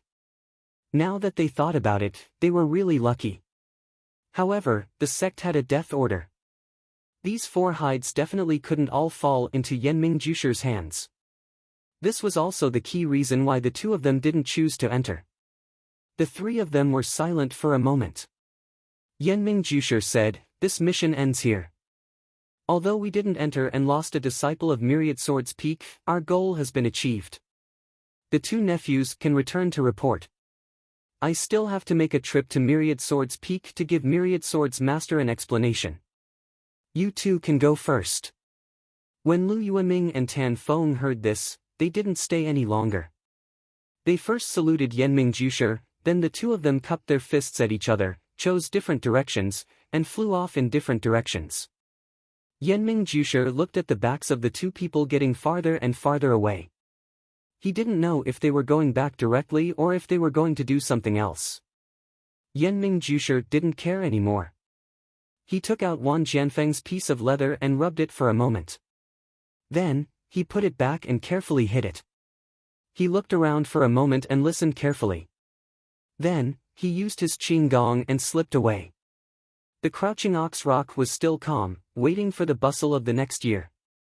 In the middle of the night, Swordmaster Wan Qingjiu received a message from the evil tiger gang's Chu Xiang Feng. Senior brother Zhang Xiaoyang is missing. Wan Qingjiu's face was ashen. His hands were clenched into fists. His eyes were full of regret.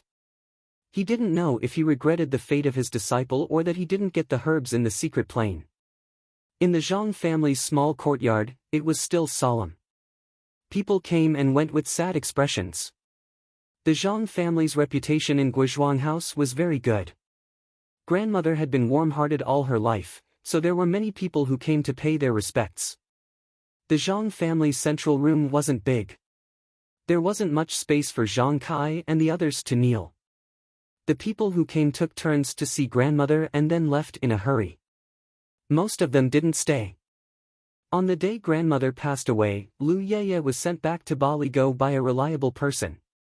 When Mr. Lu received the news, he was not only worried about his daughter who had been married off, but also mourned for the funeral of his in-laws. He also came to the Zhang family the next day. Butcher Lu also came with him. After the 2 of them finished paying their respects, they stayed and temporarily stayed in grandmother's old hut. It was convenient for them to help the Zhang family. These few days, Zhang Xiaohua was stiff. He knelt in the corner all day, his eyes staring straight ahead. No one knew what he was thinking. When it was time to eat, it was Zhang Xiaohu who passed the bowl to him and waited for him to eat before taking it away. At night, he knelt until midnight and fell asleep on time. Zhang Xiaohu carried him back to the Kong bed to sleep. When the first ray of sunlight shone through the window in the morning, he woke up on time again. After taking a deep breath unconsciously, he knelt in the corner again. He really looked like a walking corpse. Mr. Lu was the first person to notice his abnormality, but anyone who thought with their heels knew that this child missed his grandmother. However, Zhang Xiaohua didn't cry at all. Guo Sufei also fainted from crying a few times. Naturally, she couldn't comfort her son. Zhang Kai and the others were also clumsy with words and didn't know how to comfort him. Everyone felt that Zhang Xiaohua would walk out on his own in a few days and return to normal. Happy days were short-lived. Sad days were the same. Very soon, 7 days had passed. Grandmother's body was about to be placed in the coffin. The grave had been chosen long ago. It was right next to Guishan's grave. At noon that day, the Zhang family kowtowed to grandmother again. Someone next to them was preparing to close the lid of the coffin and nail it. Guo Sufei was reluctant. He cried and clung to the coffin, unwilling to let go. He looked at his mother's smiling face over and over again. Under the persuasion of Zhang Kai and the others, he finally let go of his hand and collapsed to the side. The helper quickly closed the lid. He picked up the big nail and raised the hammer to nail the lid shut. Dang, dang, dang. The hammering sound was like knocking on Zhang Xiaohua's heart. During this period, Zhang Xiaohua seemed to be living in a dream. He kept thinking back and regretting. He thought that if he knew martial arts, he would be able to protect his elder brother and sister-in-law early. They would be able to return home smoothly. Their wedding ceremony would be held smoothly. Then, grandmother wouldn't have left him so soon. He hated himself for not having martial arts and for not being able to protect his family. From the New Year's Lu town to the wedding, he was always bullied and trampled on by others. He hated that he didn't have powerful strength. He hated that he didn't choose the right direction in life. He hated that he couldn't accompany grandmother for a while. Even in its sleep, the breathing flicker seemed to have sensed his remorse, and it flickered even more vigorously. The hammering sound shook him. He felt a burst of pain in his heart. He raised his head and found that grandmother had been nailed in the coffin. Grandmother, Zhang Xiaohua growled. His tears fell like rain, blinding his eyes. Xiaohua rushed over and pushed the person away. The person who was not short was pushed by a 13-year-old child. He staggered and sat on the ground. He held the hammer in his hand and was stunned. He still couldn't believe it. The nail had been nailed in more than half. Zhang Xiaohua was anxious. He pinched the tail of the nail with his fingers and pulled the nail out slowly. Then, Xiaohua pushed the heavy lid aside. Grandmother's peaceful smile appeared in the dark coffin again. Zhang Xiaohua murmured, "Grandmother." Tears flowed down his cheeks, his clothes, and fell into the coffin. The tears that had accumulated over the past few days were like water that broke through the dam. They could no longer be controlled. The people in the room who were surprised by Zhang Xiaohua's strength were also crying secretly at this moment. They were witnessing this tragedy. According to the village's custom, there was a time limit to the burial. If it was too late, it would not be auspicious. It would affect the deceased's rest. So after crying for a while, everyone looked at the time and stopped. They only wanted to let the old woman pass away peacefully. However, Zhang Xiaohua was sad and no one could persuade him. Some people from the village came to forcefully pull him away, but they did not expect that Xiaohua's strength was so great that several people could not pull him away. Everyone could only look at Guo Sufei for help. However, although Guo Sufei was not very sad, it was impossible for her to persuade her son. Just when everyone was at their wits' end, Lu Qian walked out. She walked to Zhang Xiaohua's side and softly called out, "Xiaohua." After calling out 4 or 5 times, Zhang Xiaohua finally reacted and said, "Sister Qian, grandmother is really gone." Lu Qian hugged Zhang Xiaohua's head in her arms. She touched his hair and said, "Xiaohua, do you still remember what you said to me by the river outside the village?" Zhang Xiaohua was still crying and said, "I remember, sister. At that time, I knew that grandmother was going to leave me." Lu Qian said, "Yes, Xiaohua. There is no banquet that lasts forever in this world. Everything has an ending. Grandmother has been busy all her life. At this time, she finally has time to rest. Look at grandmother's face. She is smiling so happily. She left so happily. We also have to send her off happily. Aren't you disturbing grandmother's rest and making her angry?" Zhang Xiaohua said, "Sister, I know this. But I won't be able to see grandmother in the future. I don't have a grandmother anymore. I don't want her to leave me." Lu Qian continued, "Then how long are you going to accompany grandmother? Half a day, 1 day, 2 days, or 10 days? Grandmother will be buried in the coffin eventually. You know this. You can accompany her for a while, but how can you accompany her for a lifetime? Come, Xiaohua, quickly get up. Let's send grandmother off properly. Let's send her off on her last journey. Zhang Xiaohua looked at his grandmother's face reluctantly. That familiar face that was engraved in his heart was gradually covered by the darkness and drowned in the pitch-black coffin. He weakly closed his eyes and let the tears roll down his face. He kept asking in his heart, why can't grandmother leave me? Why can't we live forever? Grandpa and Grandma's graveyard was at the back of the village. It was quite a distance away. The villagers carried the coffins and walked in front. The Zhang family walked behind, crying. The villagers also followed to send off this familiar person. The grave had been dug. They carefully put the coffin in and covered it with soil. Not long after, a small new grave was formed. After the villagers who helped saluted and left, only the Zhang family and the Lu family were left in front of the grave. Zhang Kai and Zhang Xiaohu carefully repaired grandmother's grave and added a lot of new soil to grandfather's grave. Guo Sufei and Lu Qian then carefully put away the incense and candles. Everyone stayed in front of grandmother's grave until dusk. Only then did they leave slowly. Chapter 61. The next day, Mr. Lu and Butcher Lu left. When Zhang Kai, Zhang Xiaohu, and Lu Qian saw them off at the village entrance, Zhang Kai promised to find the patriarch of the Guo family as soon as possible to discuss Mr. Lu's relocation. Mr. Lu said that it wouldn't be too late to talk about it after the Zhang family's matter was settled.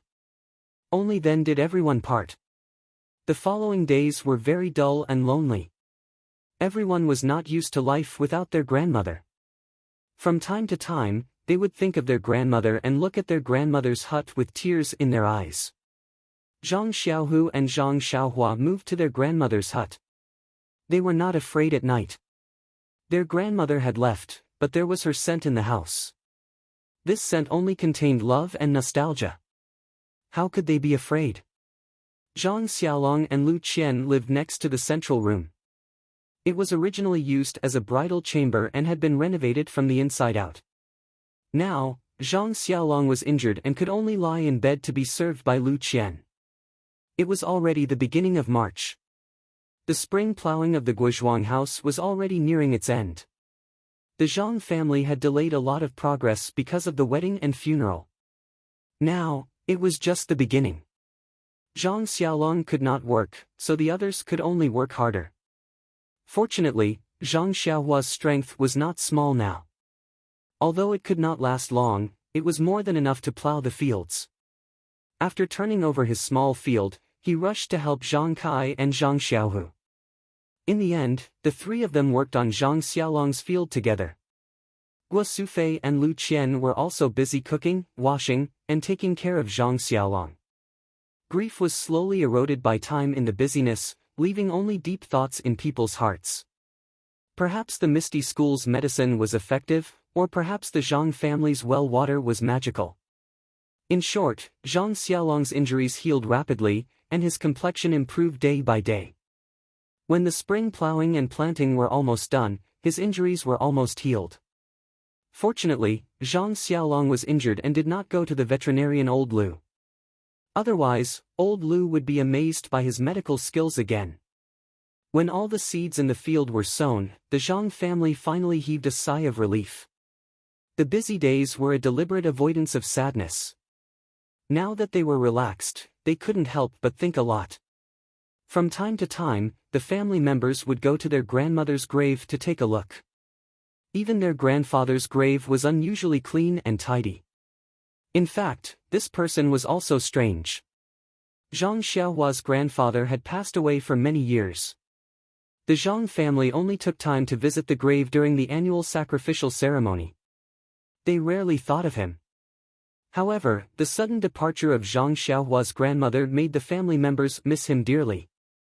However, in Zhang Xiaohua's words, Zhang Xiaohua had never seen Zhang Xiaohua's grandfather. Zhang Xiaohua's grandmother had loved him dearly for more than 10 years. It was inevitable for her to favor one and discriminate against the other. Every time he took the time to visit his grandmother, Zhang Xiaohua felt a sense of remorse and guilt. The feeling of kneeling in front of his grandmother's coffin did not ease because of the passage of time, but became heavier and heavier. Perhaps, he was doomed to be unable to return to the carefree rural life before. However, he did not know what to do next. Could the martial arts be learned as long as one left home? The weather had already warmed up, and Zhang Xiaolong's injuries had also recovered. When Lu Qian saw this, she couldn't help but think about the matter of her father's relocation. Thus, she dragged Zhang Xiaolong along to look for Zhang Kai.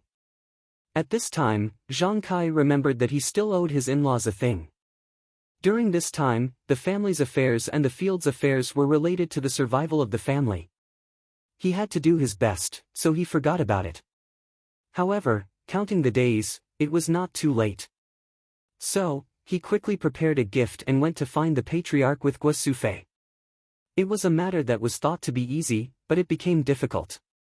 The reason was very simple. There were not many literate children in the village.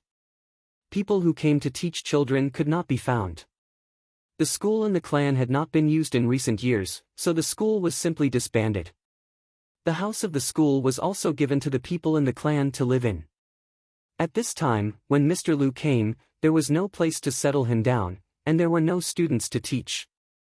Zhang Kai was speechless. The patriarch was really old and dim-sighted. There was no school in the village, so how could the children be literate? In the past, he was short-sighted and did not let the children learn to read. These few times of contact with Mr. Liu, he was illiterate and did not know much. When they chatted, he felt that he was inferior to others. He deeply regretted that he had scrimped and lived frugally to let the children go to school. This patriarch was really good. He cut off the villagers' thoughts. Even if they wanted to study, they had to go to other villages. This made him even more determined to let Mr. Liu come to the Guizhuang house. Since there was no house, Zhang Kai could only settle for the next best thing. He asked if Mr. Liu could move to the Guizhuang house. He would let Mr. Liu settle his own living arrangements. All the affairs of the Guizhuang house were managed by the patriarch. If someone wanted to move in, they naturally needed the patriarch's approval. If the patriarch did not agree and moved into the village rashly, then life would not be normal. The patriarch had seen Mr. Liu at his grandmother's funeral. He had a deep impression of Mr. Liu's style. If such a person moved to the Guizhuang house, of course, it would be very beneficial to the Guo clan. At least, they would not have to worry about finding a teacher in the future. He had no reason to disagree.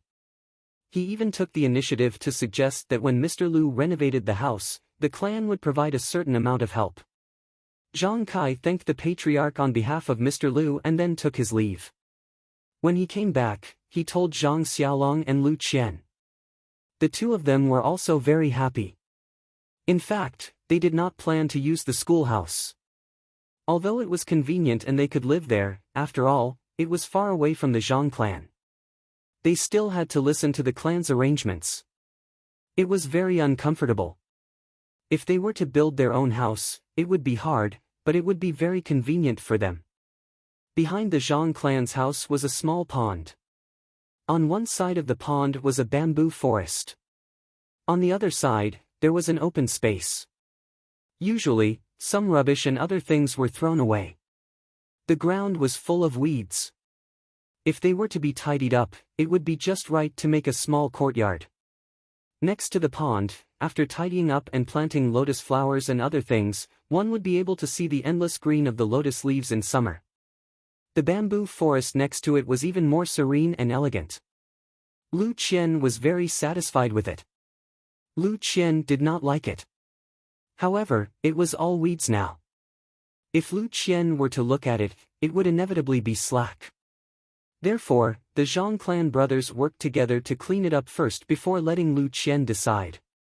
When Lu Qian received the news and came to the Guizhuang house again, the open space had already been cleaned up and the pond had been tidied up. Lu Qian held Zhang Kai's hand. He was so happy that he did not know what to say. The environment was really good. Near the corner of the village, there was a bamboo forest, and there was a small pond for boating. Although it was not big, it was also poetic. He was very satisfied.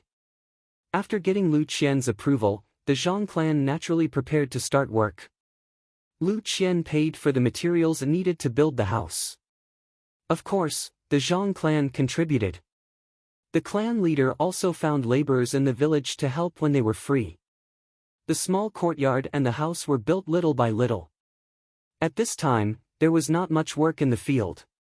It was nothing more than watering and weeding. Therefore, most of the people in the Zhang clan were busy at the house. Zhang Xiaolong treated the work as a physical recovery activity. When the house was built, he had completely recovered. Zhang Xiaohua was mostly busy in the field. Compared to the work of building the house, the field was relatively easier. Originally, Zhang Xiaolong was supposed to work in the field. However, thinking that Xiaolong and Xiaohua were newlyweds, Zhang Kai still let Xiaohua go. However, Zhang Xiaohua became less and less interested in the work in the field. She just thought about her own matters and the matter of learning martial arts. She just did not know how to speak to the adults. Another person who was depressed was Zhang Xiaohu. Zhang Xiaohu was about the same age as Zhang Xiaolong. He used to be like Zhang Xiaolong. He did not pay attention to the girls around him. Since he saw Lu Yeye, it was like love at first sight. He also had feelings, but he had never had a chance to confess. Looking at Lu Qian and his elder brother happily getting married, he was very envious. Now, he finally found a chance to ask Lu Qian first to see if he and Lu Yeye were fated. At this time, Lu Qian was already Zhang Xiaohu's sister-in-law. Of course, she did not have to avoid anything when talking and doing things. She told Lu Yeye's situation to Zhang Xiaohu in full detail. Suddenly, Zhang Xiaohu's enthusiasm was extinguished. His face that was initially blushing turned pale in the end. His expression was very bleak. Thinking about it, how could there be so many women like Lu Qian in the world who could see the ways of the world so clearly? Moreover, there were also many coincidences that allowed her to marry into the Zhang family. Otherwise, with such good conditions, why would she find a farmer's leg? Who didn't want to find a richer, more handsome man to live a rich life? What was love? It was just a picture of a pie. It could be used to look forward to, but it could not be used to fill one's hunger and live one's life. Zhang Xiaohu suffered a setback and could not help but feel gloomy. Thinking about the girls around him in the past and then thinking about Lu Yeye, he felt that his future life would be colorless. Just like Zhang Xiaohua, he also had the idea of changing his life. If he continued to work in the fields and find a woman he did not like to marry and have children, wouldn't his life be as tasteless as plain water? Wouldn't that be very boring? However, he usually worked hard at the house and did not notice anything strange. Lu Qian thought that he might have given up, so she did not tell Guo Sufei about this matter. She only thought that if he met a suitable girl or a girl he liked in the future, as his sister-in-law, she would definitely do her best to help Zhang Xiaohu forget Lu Yeye and live a good life. The weather gradually became warmer. With the help of the villagers, Mr. Lu's house and small courtyard were built. Mr. Lu moved here alone and did not make a big fuss about it. He packed his necessities and his favorite calligraphy and paintings and drove a big cart over. He left the rest of his things for Lu Kai. Lu Kai and Butcher Lu also accompanied him. Lu Qian, who received the news, was naturally very happy. She pulled Zhang Xiaolong over to help. Zhang Kai and Guo Sufei also rushed over. Mr. Lu did not have a lot of things, so they were quickly packed. Looking at his simple and crude courtyard, Mr. Lu could be considered to have vented his anger. He had an indescribable feeling that he would have to spend the rest of his life here. Looking at his reluctant son and then looking at his happy daughter, Mr. Lu's eyes were somewhat moist.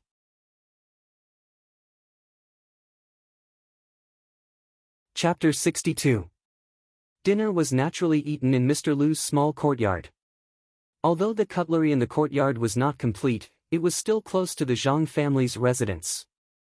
It only took a few steps for him to bring everything over.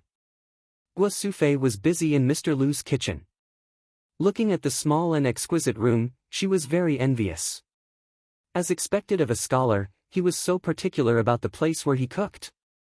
It was unlike her own house, where the entire stove was placed in the courtyard and there was only a shed built to shelter her from the wind and rain. Now that she thought about it, it was not a simple and crude kitchen. She would find some time to discuss with her old man and ask her sons to help as well. They could also build a small house like this in their own courtyard. After all, it was not a very expensive thing. The result of this idea was that in less than half a year, all the outdoor stoves in the Guizhuang house were changed into kitchens. This was also a trend that Mr. Liu brought about. The Guizhuang house's population was less than Balagus, and the things sold at the village entrance were also less than Balagus.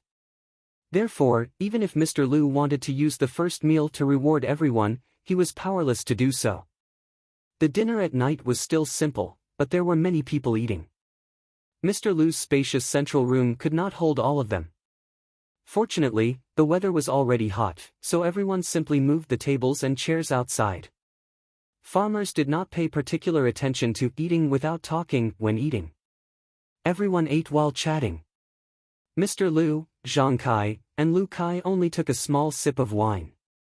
However, they could not withstand Butcher Liu's frequent toasts and they were all drunk. Mr. Liu squinted his eyes and looked at the lively crowd. He also had a different feeling in his heart. It had been a long time since he had participated in such a happy and harmonious scene. Perhaps it was because his daughter liked this kind of environment. Suddenly, it seemed to have touched the weakness in his heart. He could not help but think of his late wife who had passed away early.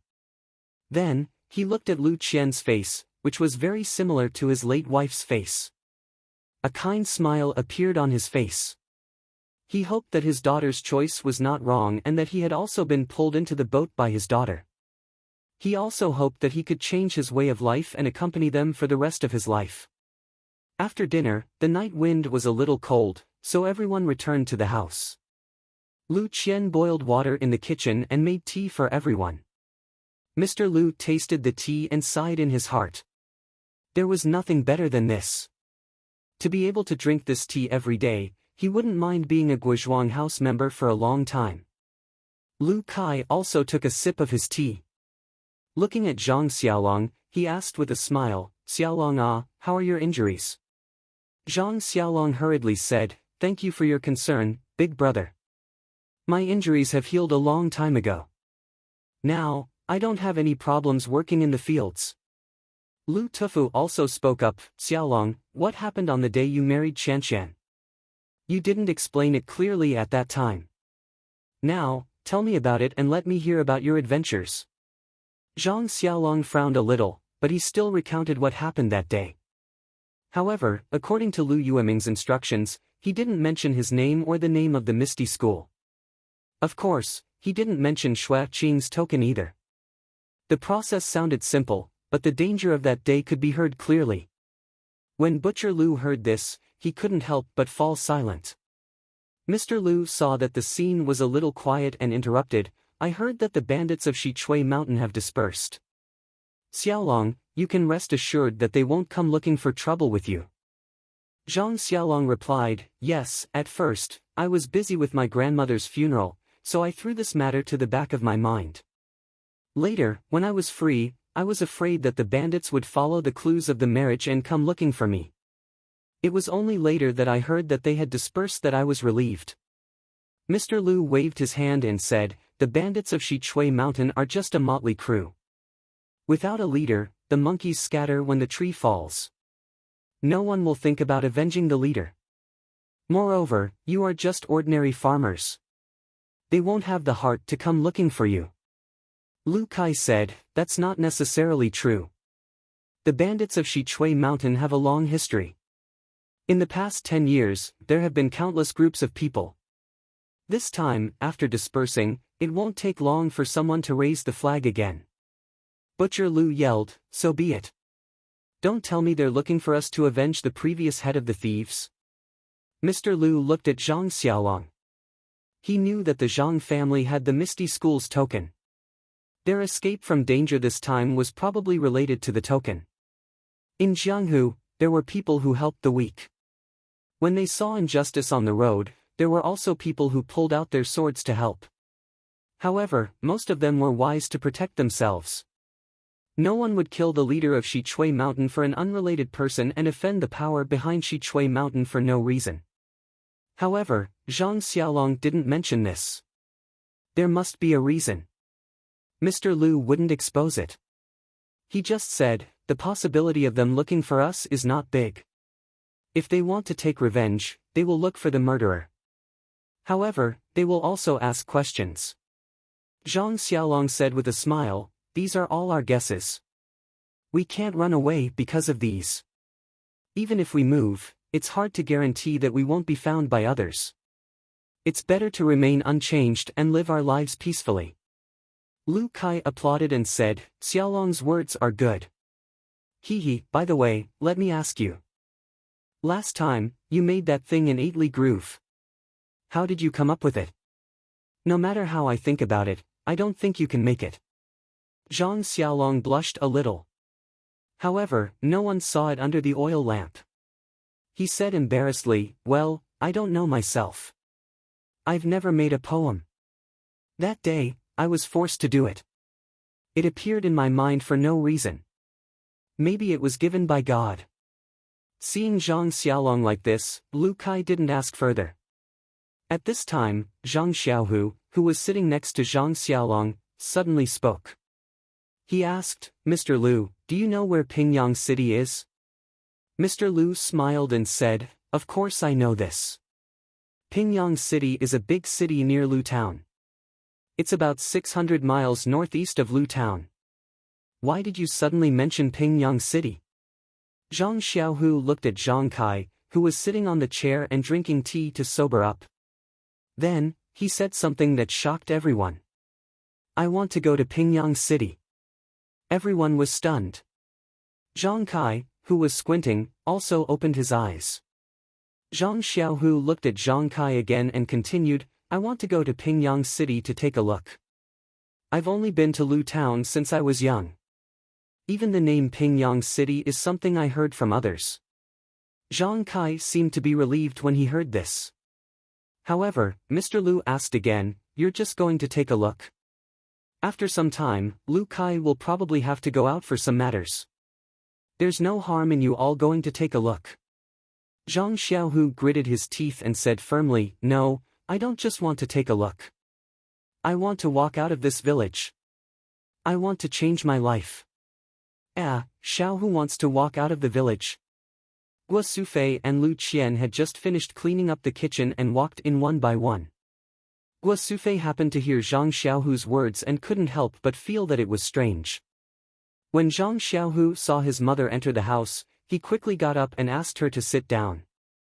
Guo Sufei sat on the chair that Zhang Xiaohu had just sat on.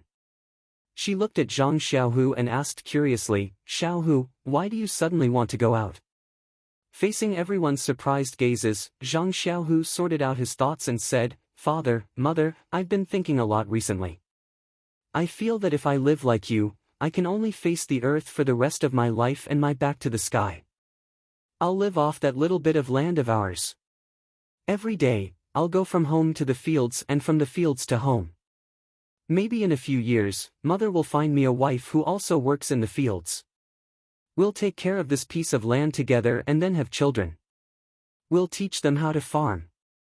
When I'm old, I'll be buried in the soil behind the village like my grandmother. Wouldn't my life be very boring? I don't want such a monotonous and boring life. I want to live a colorful and interesting life where I can see many people and many things. Only then will I not regret it when I'm old. Everyone was silent for a while. Only Zhang Xiaohua, who was sitting in the corner, had a glint in her eyes. Mr. Lu coughed and glanced at Zhang Kai, saying, I can roughly understand what's on your mind.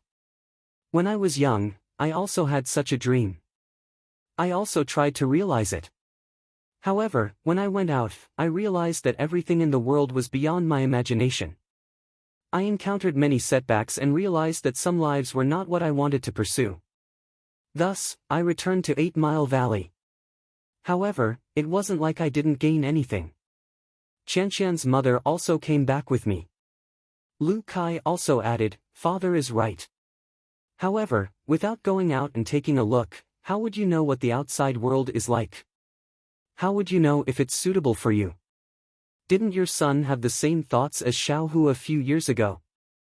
I think that Xiaohu should go out and take a look. When he sees the cruelty of the outside world, he might come back. Butcher Lu complained, what's there to see in Pingyang City? Isn't it just Lu Town, which is a few times bigger? It's hard to even find a place to use the toilet. What's the point of going there? I don't recommend Xiaohu to go there. When Lu Qian heard this, of course, she knew the reason why Zhang Xiaohu wanted to go to Pingyang City. However, she was now the daughter-in-law of the Zhang family. Hence, she looked at Zhang Kai and Guo Sufei first. Seeing that both of them were frowning and looking unwilling, she pondered for a while before saying, Pingyang City is very big and it's also very far from us. However, it's precisely because of this that there are many people. If Xiaohu goes there, he will definitely meet many people. Who knows, he might even meet a girl that he can hit it off with and bring back for us to see. It's better than here in the remote countryside where you can reach the neighboring villages after a few steps. You can count the number of girls in the surrounding villages with your eyes closed. It's very difficult to pick one. When Zhang Xiaohu saw that Lu Qian had read his mind, he chuckled and did not explain further. At this moment, Zhang Kai and Guo Sufei's frowns finally relaxed. So this was what their son was thinking. Pingyang City was so far away and Zhang Xiaohu had not been out much. Although he was not young anymore, it was not appropriate for him to go so far away all of a sudden. However, thinking about it, they had spent so much time looking for a suitable wife and still could not find a suitable one. If they had not met Lu Qian, they would not have been able to solve this problem. This Zhang Xiaohu had reached the age of marrying a wife and this was a big problem for the family. If Zhang Xiaohu could bring back a wife from this trip, wouldn't that be a great thing? At this thought, Zhang Kai was about to agree when he heard another voice. Please vote for me. Please add it to your collection, thank you.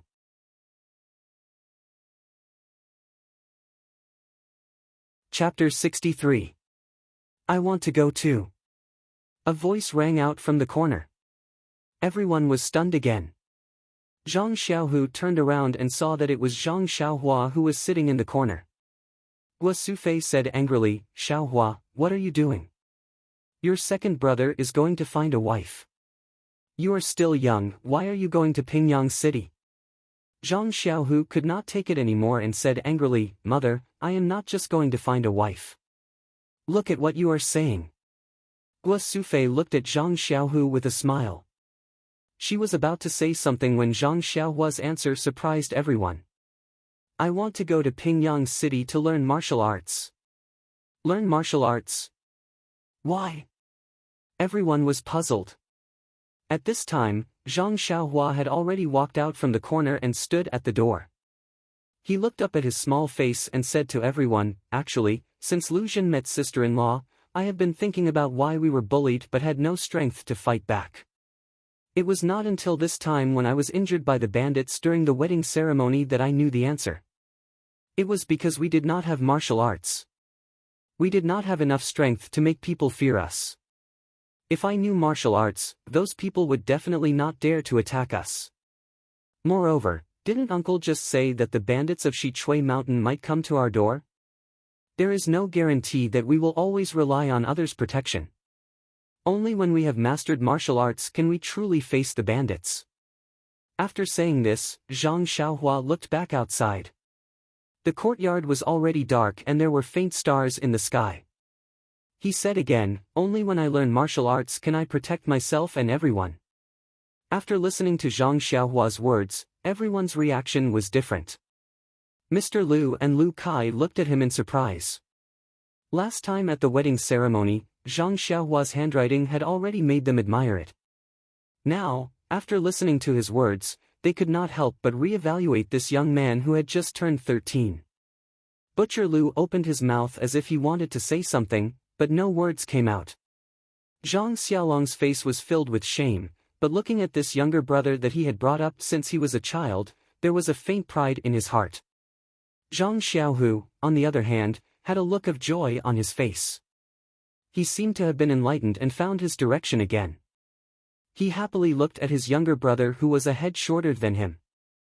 Guo Sufei and Zhang Kai looked at each other and frowned again. They were not thinking about their own safety, but the safety of their son. Only Lu Qian looked calm, as if she had expected Zhang Xiaohua's words. It was Mr. Lu who spoke first. He said, "Xiaohua, I think this idea of yours is very correct.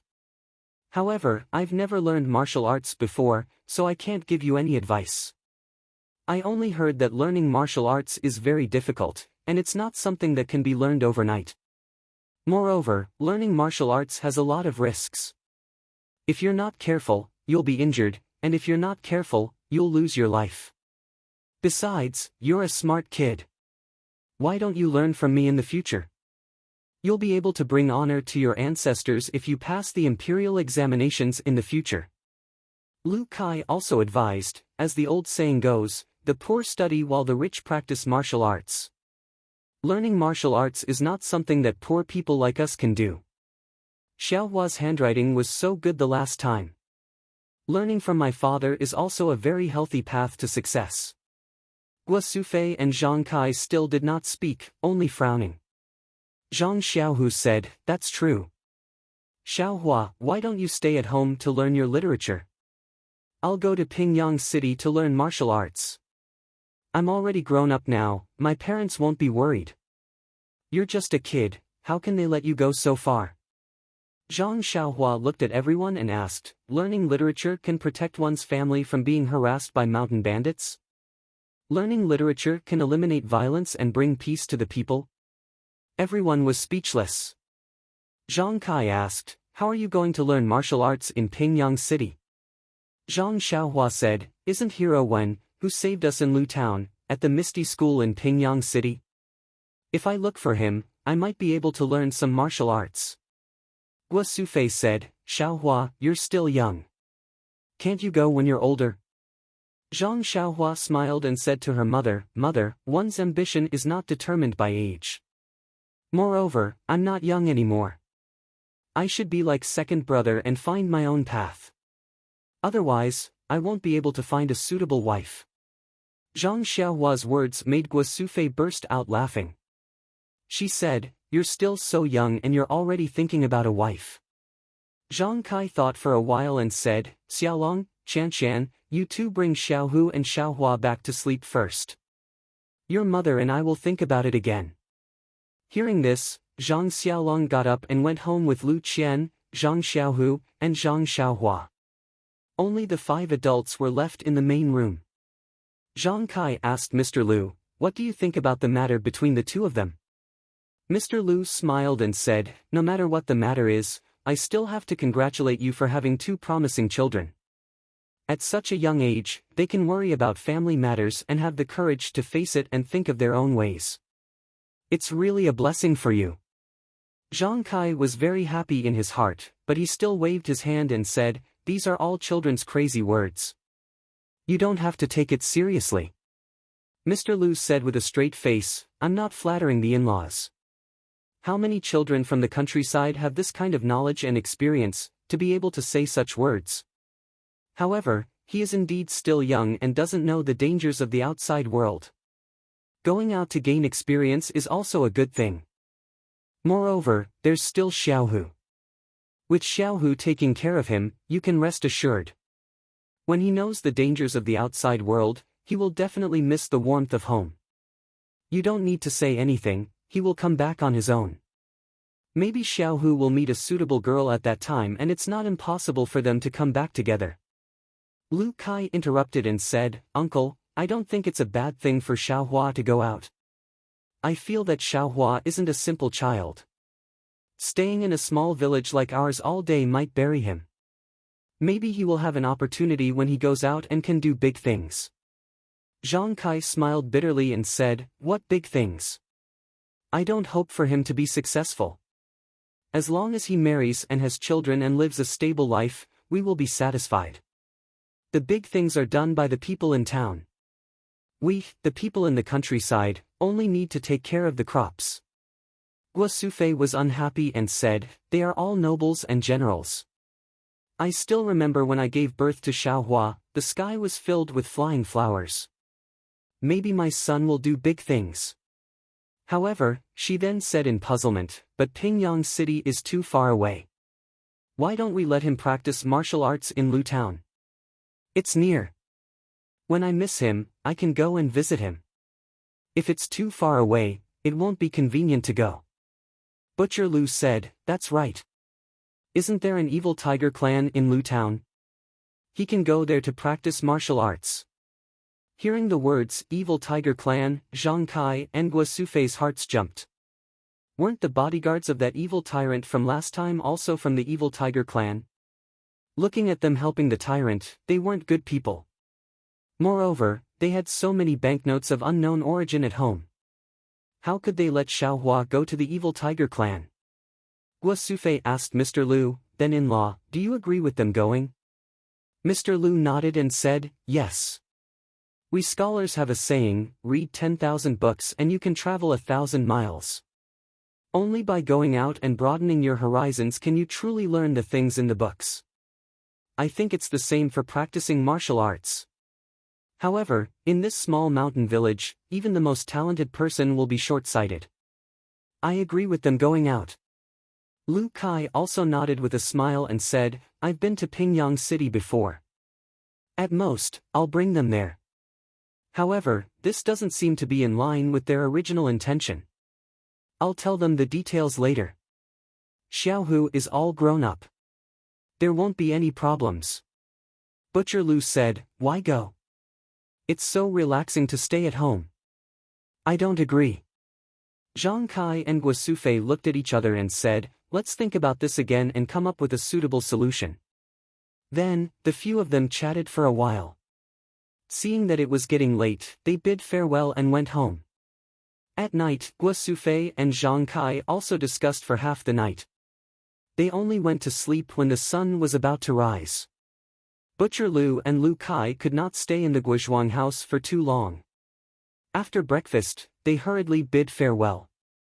Before leaving, Lu Kai told Zhang Xiaohu and Zhang Xiaohua about the route to Pingyang City and the things to take note of in detail. Both of them memorized it carefully. Looking at Lu Kai's expression, they could tell that their parents had been convinced last night. Both of them could not help but smile. After sending Butcher Lu and Lu Kai off, Zhang Xiaohu and Zhang Xiaohua were preparing to go to work in the fields. Only then did they realize that if both of them left, what would happen to the family's fields? Zhang Xiaohu and Zhang Xiaohua seemed to have noticed something. Zhang Xiaolong and Lu Qian, who were walking together, seemed to know what they were thinking. Zhang Xiaolong said, the two of you can go ahead and see the outside world. As for the family's fields, I've already discussed it with your sister-in-law last night. The original plot of land at home will be planted by father. The plot of land by the river and the plot of land on the slope will be planted by me and your sister-in-law. Together with mother, how can the four of us not take care of these 2.5 plots of land? Zhang Xiaohua and Zhang Xiaohu looked at their elder brother and sister-in-law. They did not say anything, but their hearts were filled with warmth. For the next few days, Zhang Kai and Guo Sufei did not mention this matter again. Zhang Xiaohu and Zhang Xiaohua could not help but feel anxious. Could it be that if they did not agree, this matter would fall through? Both of them even thought of sneaking out on their own. After dinner that day, Zhang Kai stopped both of them. Both of them could not help but feel their hearts thumping wildly. It seemed like it was time to reveal the truth. As expected, Zhang Kai said, I've discussed with your mother about the matter of the two of you going to Pingyang City. We still feel that we should listen to you. Your mother has already rushed out some clothes for the two of you. Take them with you. With that, Guo Sufei took out a few sets of new clothes from the inner room. It seemed like they had been rushed out in the past few days. Zhang Xiaohua felt a lump in her throat. The elderly were really worried about their children. They had thought of everything. She, on the other hand, had thought that they would not be allowed to go and had other ideas. Looking at Lu Qian's smiling face, she thought that her sister-in-law must have put in a lot of effort to get the clothes.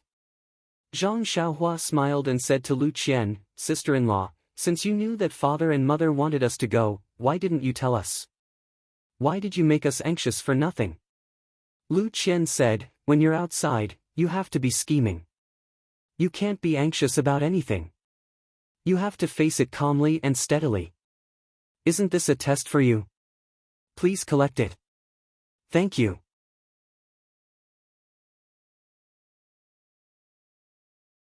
Chapter 64. Zhang Xiaohua listened to Lu Qian's words and couldn't help but be silent in her heart.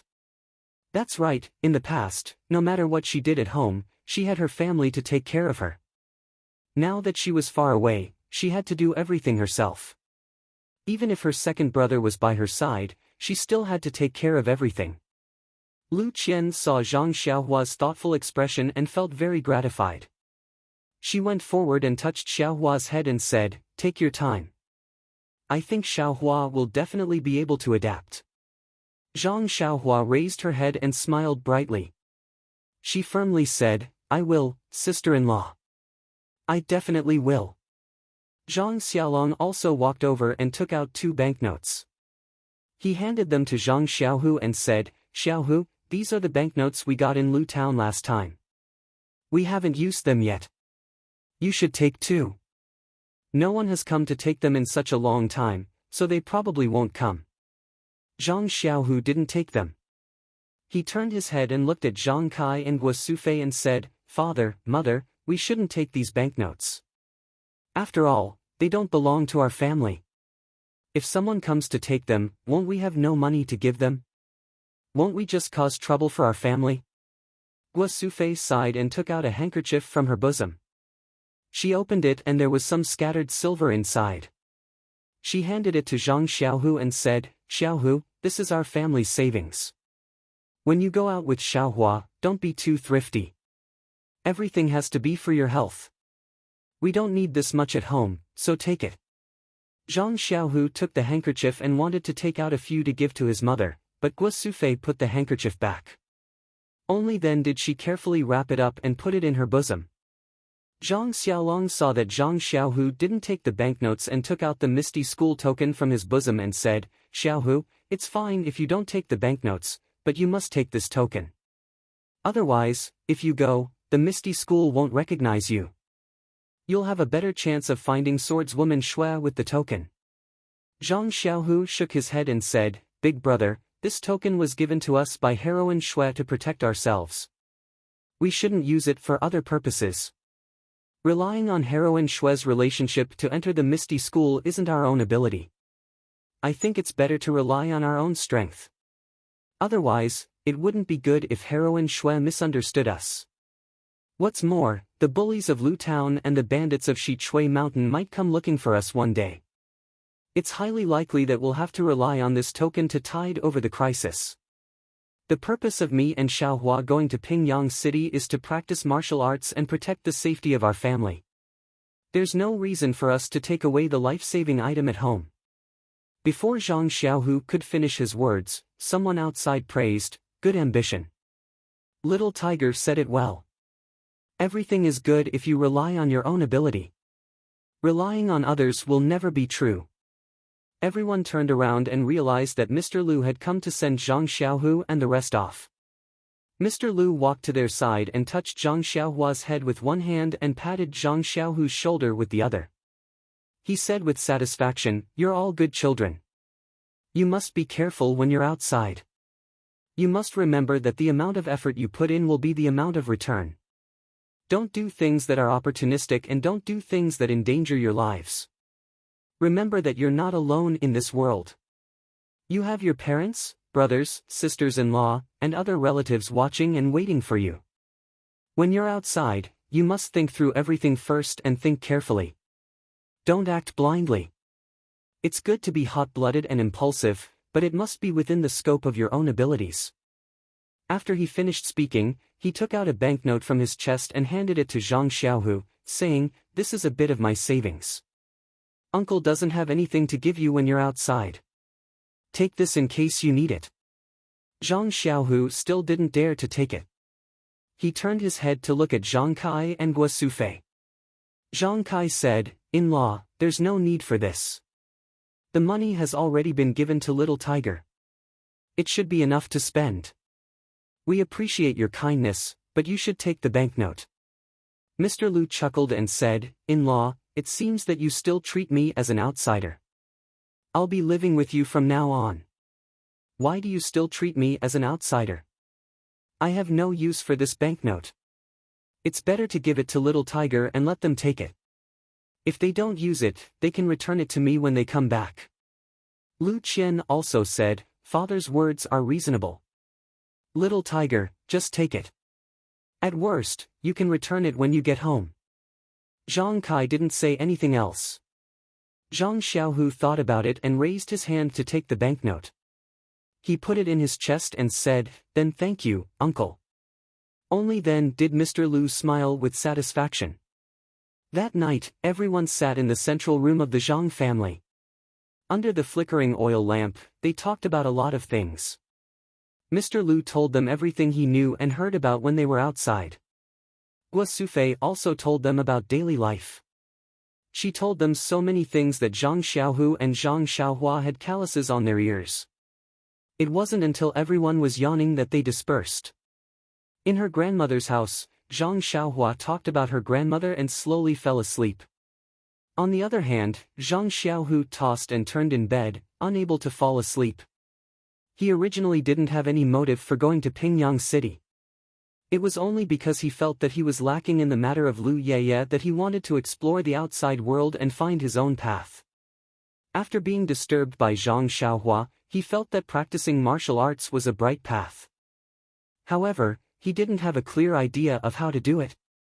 His family members had never been on a long journey and naturally didn't know. Mr. Lu and Lu Kai were both literate and didn't have any opinions on this aspect. Other than the bandits of Shichui Mountain and the evil tiger gang, there was no one else he could ask about. Zhang Xiaohua naturally could sleep soundly. He had to consider it carefully. Otherwise, when he reached Pingyang City, he would be in the dark and would have to return home after spending all his money. Suddenly, he quivered. Could it be that his father and mother had the same idea? The next morning, Zhang Xiaohua woke up early as usual. He washed his face and went to the hillside to fetch water to fill the water tank at home. He wanted to do more work for the family before he left. Guo Sufei woke up and found Zhang Xiaohua working. Her heart felt warm and her eyes reddened. While she thought about how her son had grown up, she really couldn't bear to let him go. After breakfast, Zhang Kai brought the family to pay their respects at his grandfather's and grandmother's graves before returning to pack their luggage and get ready to leave. In fact, their luggage had already been packed. They just needed to check it again. Everyone took their luggage and went out together. Mr. Lu also followed along. Most of the people in the village had gone to work in the fields. As they walked, they occasionally met some people.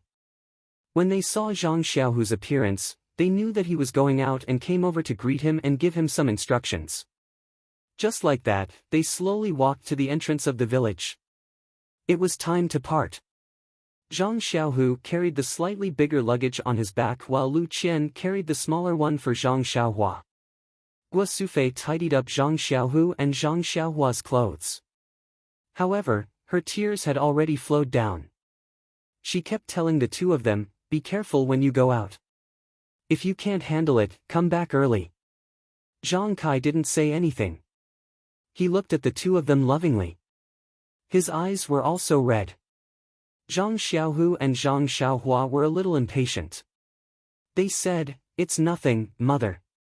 It's just going out.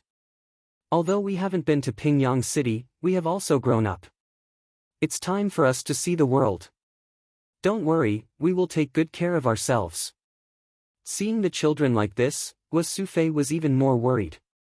She said, "Son, don't be too careless. You have to be careful. Xiaohua is still young. Xiaohu, you must take good care of your younger brother.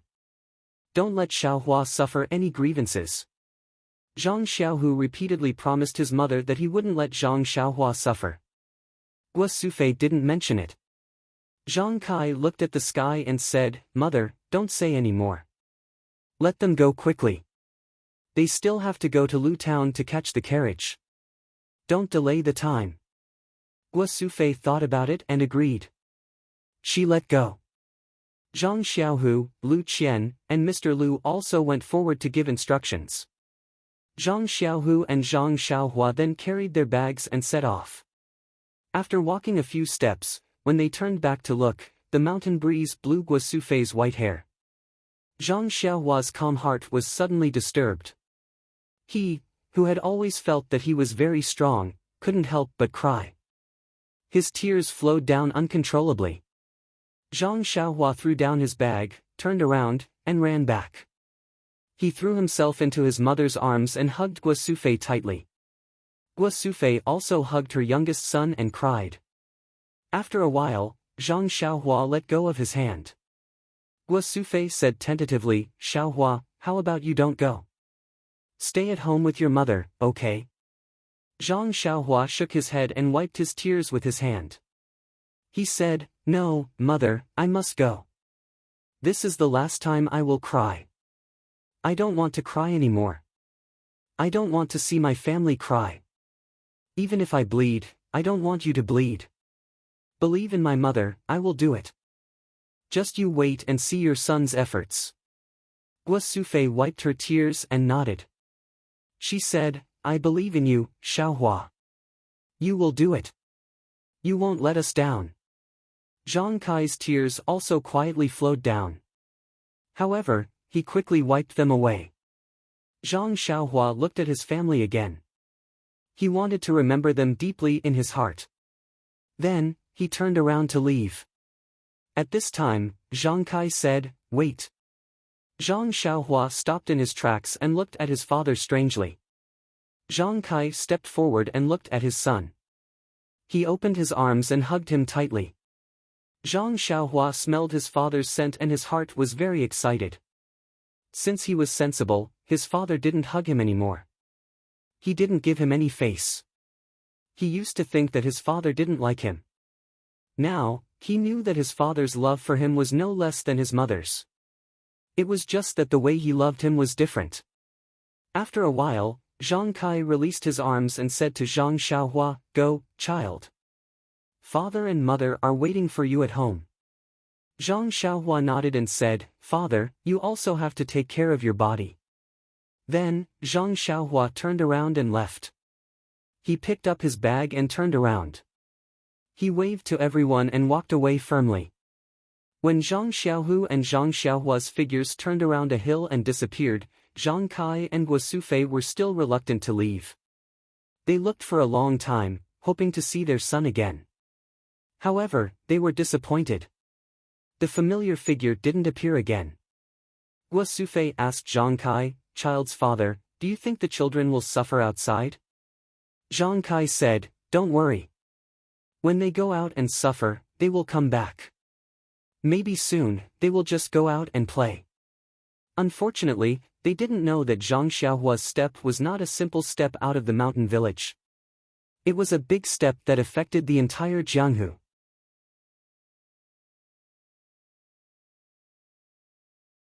Chapter 65. It was already the middle of April and the weather was obviously hot.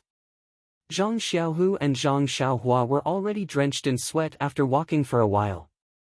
At first, both of them were thinking about their families and did not speak much. They were very quiet throughout the journey. After walking for a long time, their moods were slightly relaxed. Looking at the bright and beautiful scenery, their state of mind gradually became more open. More smiles appeared on their faces and they became more talkative. Looking at the horses galloping past them from time to time, Zhang Xiaohua could not help but ask Zhang Xiaohu, "Second brother, it's a long journey from Guizhuang House to Pingyang City. How long will it take for us to walk there?"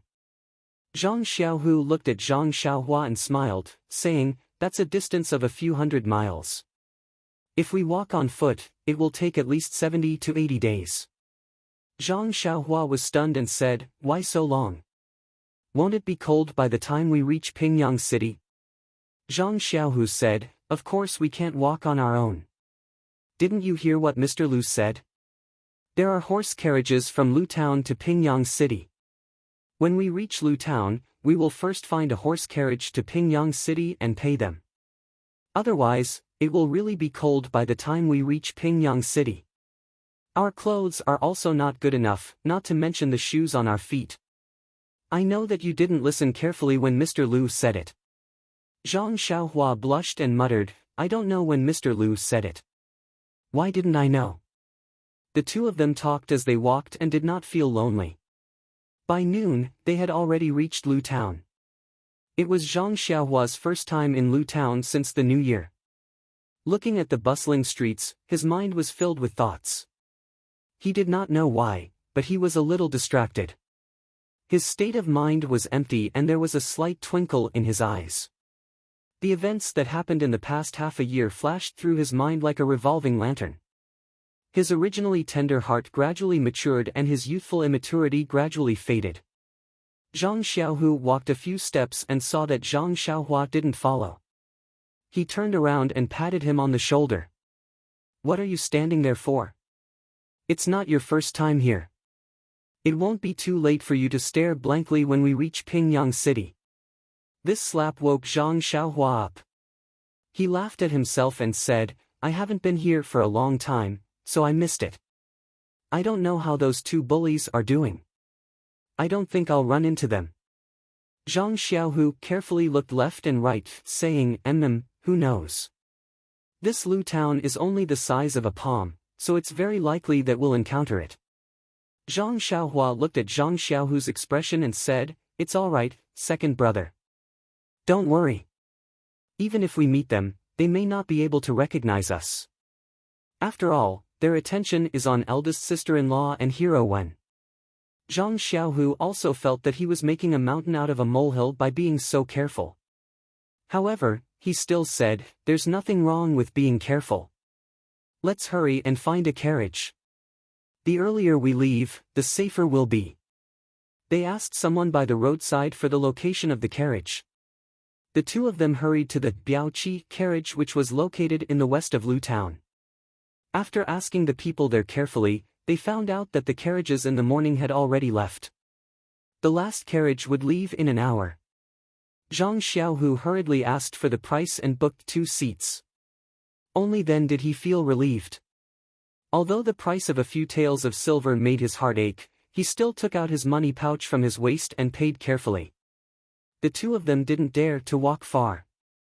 They opened their bags under a tree at the side and took out some dry food prepared by their mother. They hurriedly ate to fill their stomachs and asked for some water from the carriage. Then, they sat quietly under the tree and waited for the carriage to depart. Not long after, it was time for the carriage to depart.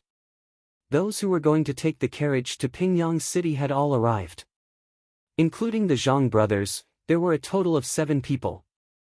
There was an elderly couple, a middle-aged woman with a girl, and a young scholar. When the carriage arrived, Zhang Xiaohu was also shocked. He had never traveled far before and had never taken such a large carriage. It was actually 5 to 6 times the size of the donkey cart used by the Guizhuang house and had to be pulled by 2 horses. After parting the curtains and entering the shed, Zhang Xiaohua couldn't help but look around curiously. There were 8 small square tables placed in a staggered position. There were small cushions at the side which were probably meant for people to sit on. There were 2 windows in front and on both sides of the shed which were blocked by curtains. They could probably be opened.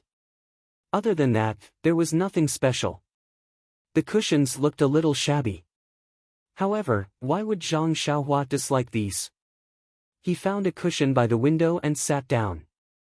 Xiaohu also sat down beside him. Everyone else also found a place to sit down. Only the scholar frowned and looked around for a long time. He carefully took out a white cloth from his bag and spread it on the cushion before sitting down with ease. However, he quickly felt uncomfortable and looked around. When he saw Xiaohua's small square table by the window, his eyes lit up and he said to Zhang Xiaohua, "Little brother, after the carriage leaves later, I would like to read for a while. The lighting here is not good. Can you change seats with me?" Zhang Xiaohua didn't have any objections. She didn't read and chose a table by the window only because she could see outside. Seeing that the scholar was sitting at the furthest end and had lifted the curtain behind him, she thought that he would be able to see outside. Therefore, she smiled and nodded. She stood up and changed seats with him. The scholar happily cupped his hands and sat down. After everyone was seated, the carriage company's staff opened the curtain and invited a strong man with a saber hanging from his waist to sit in the last seat. The carriage company's staff said to Zhang Xiaohua and the others, "This gentleman is our carriage company's master Wang. He is responsible for the safety of everyone during the journey. If you have anything to say, feel free to tell him." The strong man cupped his hands towards everyone and said, "This one is Wang Qisheng. Please take care of me during the journey." Then, an old man with a slightly hunched back and a face full of wrinkles came out from behind the carriage company's staff. He held a long whip in his hand and smiled at everyone, saying, "This old man is the coachman. I wish everyone a safe journey." After saying that, he didn't say anything else and left with a flick of his whip. The carriage company's staff smiled and said, "This Master Wang has such a temper. Please don't take offense. Have a safe journey." After saying that, he put down the curtain and the carriage slowly moved. Zhang Xiaohua looked through the curtain that was lifted by the wind and looked at the receding ground. She felt that the carriage was getting faster and faster. She knew that she was getting further and further away from home. Her previous life was far away. What about the future? She was at a loss. Although she had already left home during the journey from Guizhuang House to Lu Town in the morning, she still felt that she was in her own circle of life. Once the carriage moved, she would be going to a strange world. The feeling in her heart was different and she couldn't help but feel a little blurred. However, Zhang Xiaohua kept encouraging herself in her heart. She had already said in front of her mother that this was the last time she would cry. She couldn't be a child anymore and couldn't cry. Zhang Xiaohu seemed to see the clear changes in his younger brother. He reached out and held his hand. He smiled and didn't say anything. However, Zhang Xiaohua could read the content in his eyes and her heart calmed down. Although the familiarity and peace in her heart were getting further and further away as the carriage sped along, Zhang Xiaohua also had a trace of expectation. Her heart that had just matured was becoming more and more complete. Then, what was waiting for her in front? Because they weren't familiar with each other, they didn't talk along the way. Zhang Xiaohua, who was leaning against Zhang Xiaohua, didn't know what to say to Zhang Xiaohua. He just held his hand. However, as the carriage jolted along, he didn't sleep well last night and slowly closed his eyes. His body leaned against the small square table and he fell asleep. Zhang Xiaohua pulled her hand out of second older brother's hand. She wondered if she should cover him with something. However, the afternoon weather was still very hot. There was only a slight breeze coming in through the window, so she didn't think about it. The driver of the carriage seemed to be very skilled. He was able to control the two horses very well. The carriage sped along the road, but the people inside the carriage did not feel much of a bump. Other than Zhang Xiaohua, everyone else was like Zhang Xiaohu, feeling drowsy. Zhang Xiaohua actually also wanted to sleep. On such a boring journey, they couldn't keep looking at the scenery outside. However, he was also very strange. Other than sleeping at night, he almost didn't sleep during the day. He remembered that he used to like to sleep at noon. Every afternoon after eating in the fields, he would sleep for a while under the tree. He didn't know when he had lost this habit. It was a pity that there was a big stone on the slope. He thought that it would be cool to sleep on it in the future. Alas, what was there to think about? He wouldn't go to the field on the slope in the future. He would leave it to Big Brother to sleep. Why was he still thinking about sleeping? However, Zhang Xiaohua was a little confused. He heard from Big Brother that he wouldn't wake up until dawn. What was going on? Thinking about it, it was really strange. He remembered that he used to wake up often at night. Now, it seemed that he hadn't woken up in the middle of the night for a long time. Was it because he slept too much? Moreover, there was also that dream. It was really strange. It was the same dream every day. Zhang Xiaohua couldn't help shaking his head as he thought about it. He couldn't understand. Right, and his strength was really not small now. Although he didn't compete with big brother and second brother in strength, he was definitely not smaller than them. He was happy just thinking about it. He was only 13 years old. When he was the same age as his brothers, his strength would definitely be greater. It would be better to help daddy work. Alas, why did I think about working again? It was better to learn martial arts. Protecting the safety of my family was the most important thing. Just as Zhang Xiaohua was thinking about it, the carriage ran for an afternoon. When it was dark, the speed of the carriage slowed down slightly. Everyone in the carriage woke up at this time. Zhang Xiaohu rubbed his eyes, stretched, looked out the window and asked Zhang Xiaohua, "Xiaohua, are you asleep? Where are you now?" Zhang Xiaohua said depressingly, "I didn't sleep, but I don't know where I am." Zhang Xiaohu laughed and said, "That's right. If you knew, you would become an immortal." At this time, the scholar sitting next to Zhang Xiaohu said, "We're almost at Bao Town. It's a town the same size as our Lu town." Zhang Xiaohu was surprised and said, "Bao Town, this name is good. Has there been any treasure?" The young scholar was surprised as well, then he laughed out loud and said, "Brother Tai, you are quite humorous. I have never heard of any treasures coming out of this town. This name is because a great character with the surname Bao came out of this place a long time ago, thus giving it this name." Zhang Xiaohu couldn't help but feel embarrassed. "Please collect, thank you."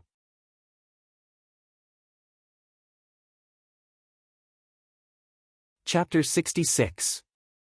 Even though they were already close to Treasure Town, the sky was already dark by the time they reached it. The horse carriage stopped in front of a horse carriage shop and the guard jumped off the carriage first. While Zhang Xiaohua and Lu Kai were still confused about what was going on, the rest of the people in the carriage also alighted. The young scholar saw that the two of them were still in the carriage and said with a smile, "Since you're not alighting from the carriage for a meal and a place to stay, are you going to spend the night in the carriage?" Zhang Xiaohua was stunned and asked, "Aren't we going to run all the way to Pingyang City? Why do we still need a meal and a place to stay?" The scholar smiled and said, "Even if we don't need to rest, the horses that pull us have to rest as well. Otherwise, the horses will die of exhaustion before we reach Pingyang City. Moreover, it's very dangerous to travel at night. Unless there's an emergency, no one will travel at night. This gallop horse carriage shop has branches in every town. The route they take and the time they use are all fixed. We'll be resting here today, quickly alight." Zhang Xiaohua and Lu Kai finally understood. They secretly blamed Mr. Lu and Lu Kai for not explaining things clearly and making a fool of themselves. When the two of them alighted from the carriage and walked into the shop, the rest of the people had already found their seats and asked the waiter to prepare the food. Zhang Xiaohua and Lu Kai were just about to find a seat when they saw the scholar waving at them from a corner. The two of them looked at each other and walked over. When the two of them sat down, the scholar poured 2 cups of water for them and said, "Thank you for giving up your seat in the afternoon. I'll be the host tonight and treat the two of you to dinner. How about it?" Zhang Xiaohua waved her hand and said, "It's okay, it's just giving up your seat. It's not a big deal. Don't stand on ceremony. Let's eat separately." Seeing that the two of them did not agree, the scholar did not insist. He called the waiter over and ordered his own food. Zhang Xiaohua and the rest had never been to a restaurant before. However, Mr. Lu had already instructed them beforehand and they knew the general situation. They ordered some simple staples and looked at the price. Even though it was not very expensive, they still felt a little sorry for their money. While waiting for their meal, the scholar and Zhang Xiaohua and Lu Kai chatted for a while. They found out that the scholar was called Li Jinfeng and was a student from a certain academy in Pingyang City. He went there to study. When Zhang Xiaohua asked about the Misty School, Li Jinfeng had heard of it before. He also knew that the Misty School was very influential in Pingyang City. However, he was not too sure about the exact location.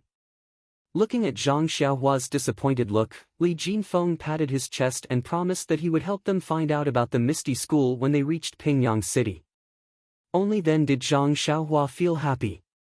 After the meal, there were ready-made guest rooms and shared beds at the back of the carriage. The prices were different. Zhang Xiaohua and Zhang Xiaohu naturally chose the cheapest shared bed. The rest did not see them. They had probably found a quiet guest room. The bedding and other things in the shared bed were not very clean and the smell was very unpleasant. There were already many people snoring inside. However, these were not things that Zhang Xiaohua could be picky about. He was indeed tired and fell asleep as soon as he lay on the bed. Only Zhang Xiaohu was left to pack carefully before lying down to sleep. Pingyang City, in the meeting hall of the Misty School. Large candles the size of children's arms lit up the entire hall as if it was daytime. Peng sat majestically on the chair in the middle. The 2 rows of seats below him were not only occupied by the 6 ethereal tigers. The other chairs were also filled with people. There were also many people standing behind the chairs with their hands clasped behind their backs. There were also countless sect members standing upright outside the hall. It seemed like a big battle. Everyone in the meeting hall was discussing something in low voices. The buzzing sound was incessant. Peng frowned and coughed. The hall immediately quieted down and everyone looked at Peng. Peng looked around at everyone. His eyes landed on Shengguan Laosi and asked, "Junior brother Shengguan, have the preparations for the attack on the Audiobook sect been completed?" Shengguan Laosi stood up and said, reporting to Sect Master, "After nearly 2 months of careful planning, our sect's elites are already guarding the key areas of the Audiobook sect. We are just waiting for Sect Master's orders to launch the attack. I believe that our sect will definitely succeed." Peng then asked Zhang Qingyue, "How's the recruitment of disciples?" Zhang Qingyue hurriedly went forward and bowed, reporting to Sect Master, "We have recruited about 400 children with talent for martial arts in the past 2 months. They have been handed over to the specialized brothers for training. Uncle Master Shengguan is mobilizing the sect members and the sect is a little short on manpower. I have already transferred a large number of people from the Lotus Flower Escort Agency to fill in the gaps." Peng nodded in satisfaction and said, "We still have to pay attention to the safety of the sect. Don't play the game of the mantis stalking the cicada, unaware of the oriole behind. In addition, the Lotus Flower Escort Agency is short on manpower. Quickly fill in the gaps." Zhang Qingyue continued, "This disciple understands. We have already begun recruiting at the beginning of this month." Peng said, "Not bad, you have done well. Qingyue, while we are away, you will temporarily take over the sect's affairs. We will leave your Uncle Master Hu here. If there are any questions, we will ask him." Zhang Qingyue lowered his head and agreed. Peng turned to Boss Hu and said, "Big brother, how about you stay here and watch over the rear for us?" Boss Hu laughed heartily and said, "All right, these old bones of mine should also rest." Then, Peng stood up and said to everyone, "All right, since everything has been arranged, let's issue the order. We will now begin the attack on the Audiobook sect. Once we take Luo Shui, our Misty School will be able to join the ranks of the top sections." After saying this, he waved his hand and everyone in the meeting hall began to get busy. The same order was sent to different places, and that was just one sentence, "Begin the attack." Then, Peng smiled and said to his fellow disciples and second-generation disciples, "Let's go. We will also take a look at the Luo Shui sect's trump card. Let's see what they have to resist the Misty School." After saying this, he led the way out of the meeting hall. In the square outside the meeting hall, horses had already been prepared.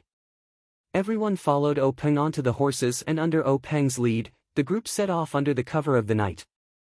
In Bao Town's galloping horse carriage, everyone who had been on the move all day was sleeping soundly. The sound of snoring rose and fell one after another. It was a spectacular sight. Suddenly, in the silent night sky, there was the sound of scolding, weapons clashing, and the faint sound of fists and feet hitting each other. The group of people who had been disturbed from their good sleep were very angry. Their sleepy eyes hadn't even opened the window when someone with a fiery temper started to curse, "That little bastard is so restless.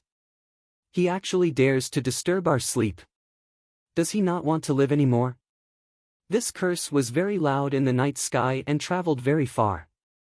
Zhang Xiaohu was also startled awake. Before he could sit up, he heard a "so" sound, followed by a "peng" sound. Something was nailed to a pillar in the room. Everyone used the bright moonlight to take a closer look. It turned out that an arrow had been shot in through the window. Everyone quivered and no longer felt sleepy. At this time, a shout came from outside, "The brothers of the evil tiger sect are doing something here. Those who have nothing to do with it, don't interfere. Those who should sleep, sleep. Those who don't sleep, shut your stinky mouths."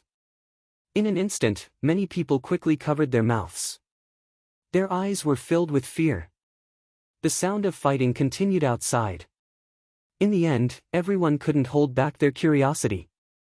Some people secretly leaned on the window sill and stuck half of their heads out. Some people looked through the hole in the wall and saw the scene outside. On the street outside, there were two groups of people fighting.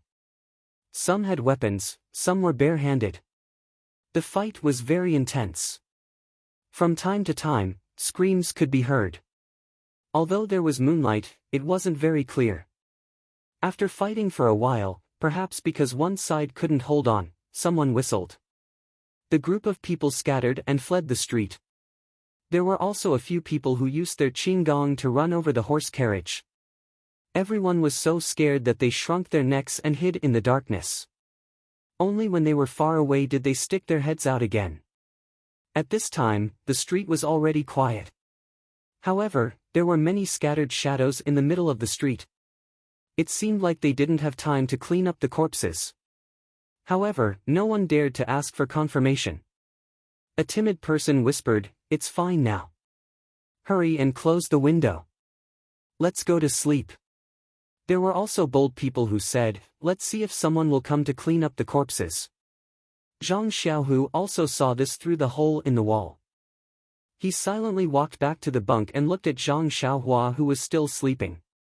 He secretly thought, "The ignorant are really fearless.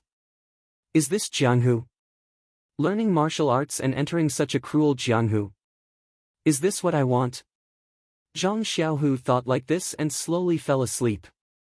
The other people on the bunk were talking about something. They were very excited, but they didn't know when they quieted down. In the early morning of the next day, the sky was gloomy, but Zhang Xiaohua still woke up on time. Looking at Zhang Xiaohu's red eyes and the dispirited expressions of the other people in the room, she asked carefully and found out what happened last night. When Zhang Xiaohua and the others went out to the street to look, the street had been cleaned up, leaving no trace. Only the arrow on the pillar of the bunk could prove that something unusual had happened last night. The people who stayed in the carriage came from all directions. After breakfast, they still went to all directions. When Zhang Xiaohu and Zhang Xiaohua got on the carriage, they found that the two old people who sat in the carriage yesterday didn't sit in this carriage. Instead, they were replaced by a middle-aged man dressed in scholarly clothes. Under the control of the horse, the carriage ran very smoothly. Zhang Xiaohua chatted idly and continued to look at the scenery outside. The man dressed in scholarly clothes was chatting happily with the young scholar, but Zhang Xiaohua didn't really understand what they were talking about. Zhang Xiaohu, who was very excited yesterday, was unusually quiet today. Zhang Xiaohua thought that second brother didn't sleep well last night. In fact, Zhang Xiaohu was thinking about everything that he saw last night, thinking about his and Zhang Xiaohua's future. The spacious carriage sped along the road to Pingyang City. The people on the carriage changed a few times. Only Zhang Xiaohua and his brother, the young scholar, Li Jinfeng, and the guard didn't change. This afternoon, they went to another town to rest. According to the guard, this town was the last place to rest. In the afternoon, the carriage would finish its last journey and reach Pingyang City.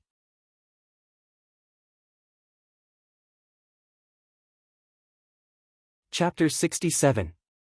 When the carriage started moving again, two people boarded it. One of them was a young man dressed in a brocade robe with a folding fan in his hand. He looked very dashing. The other was a plump young man with his small eyes darting around. Obviously, the two of them did not know each other and found their own seats. It seemed that birds of a feather flocked together. Not long after the carriage started moving, the young scholar, Li Jinfeng, started chatting with the young man in brocade robe. The people around them also knew that the young man's surname was Shengwan and his given name was Yun. He came from Su town.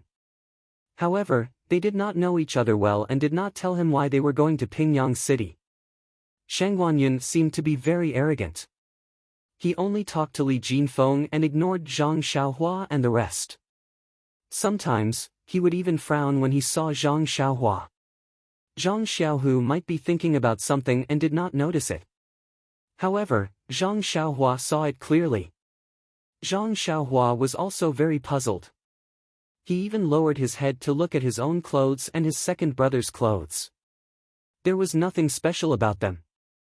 They were all new clothes that their mother had made for them before they left. This made Zhang Xiaohua very confused.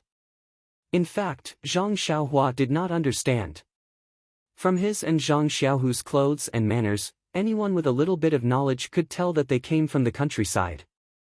It was probably their first time traveling.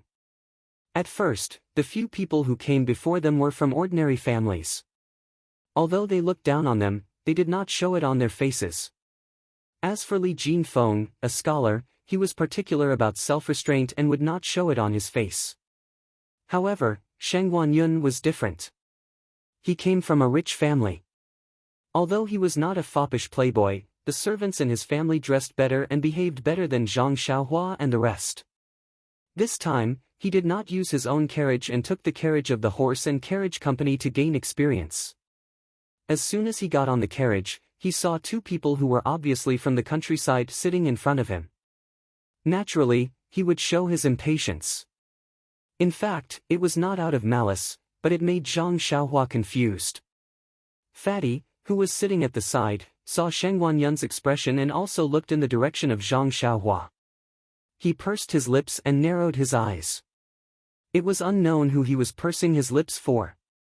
However, seeing that he wanted to interrupt a few times to talk to Shengwan Yun, his face was probably mostly for Zhang Xiaohua.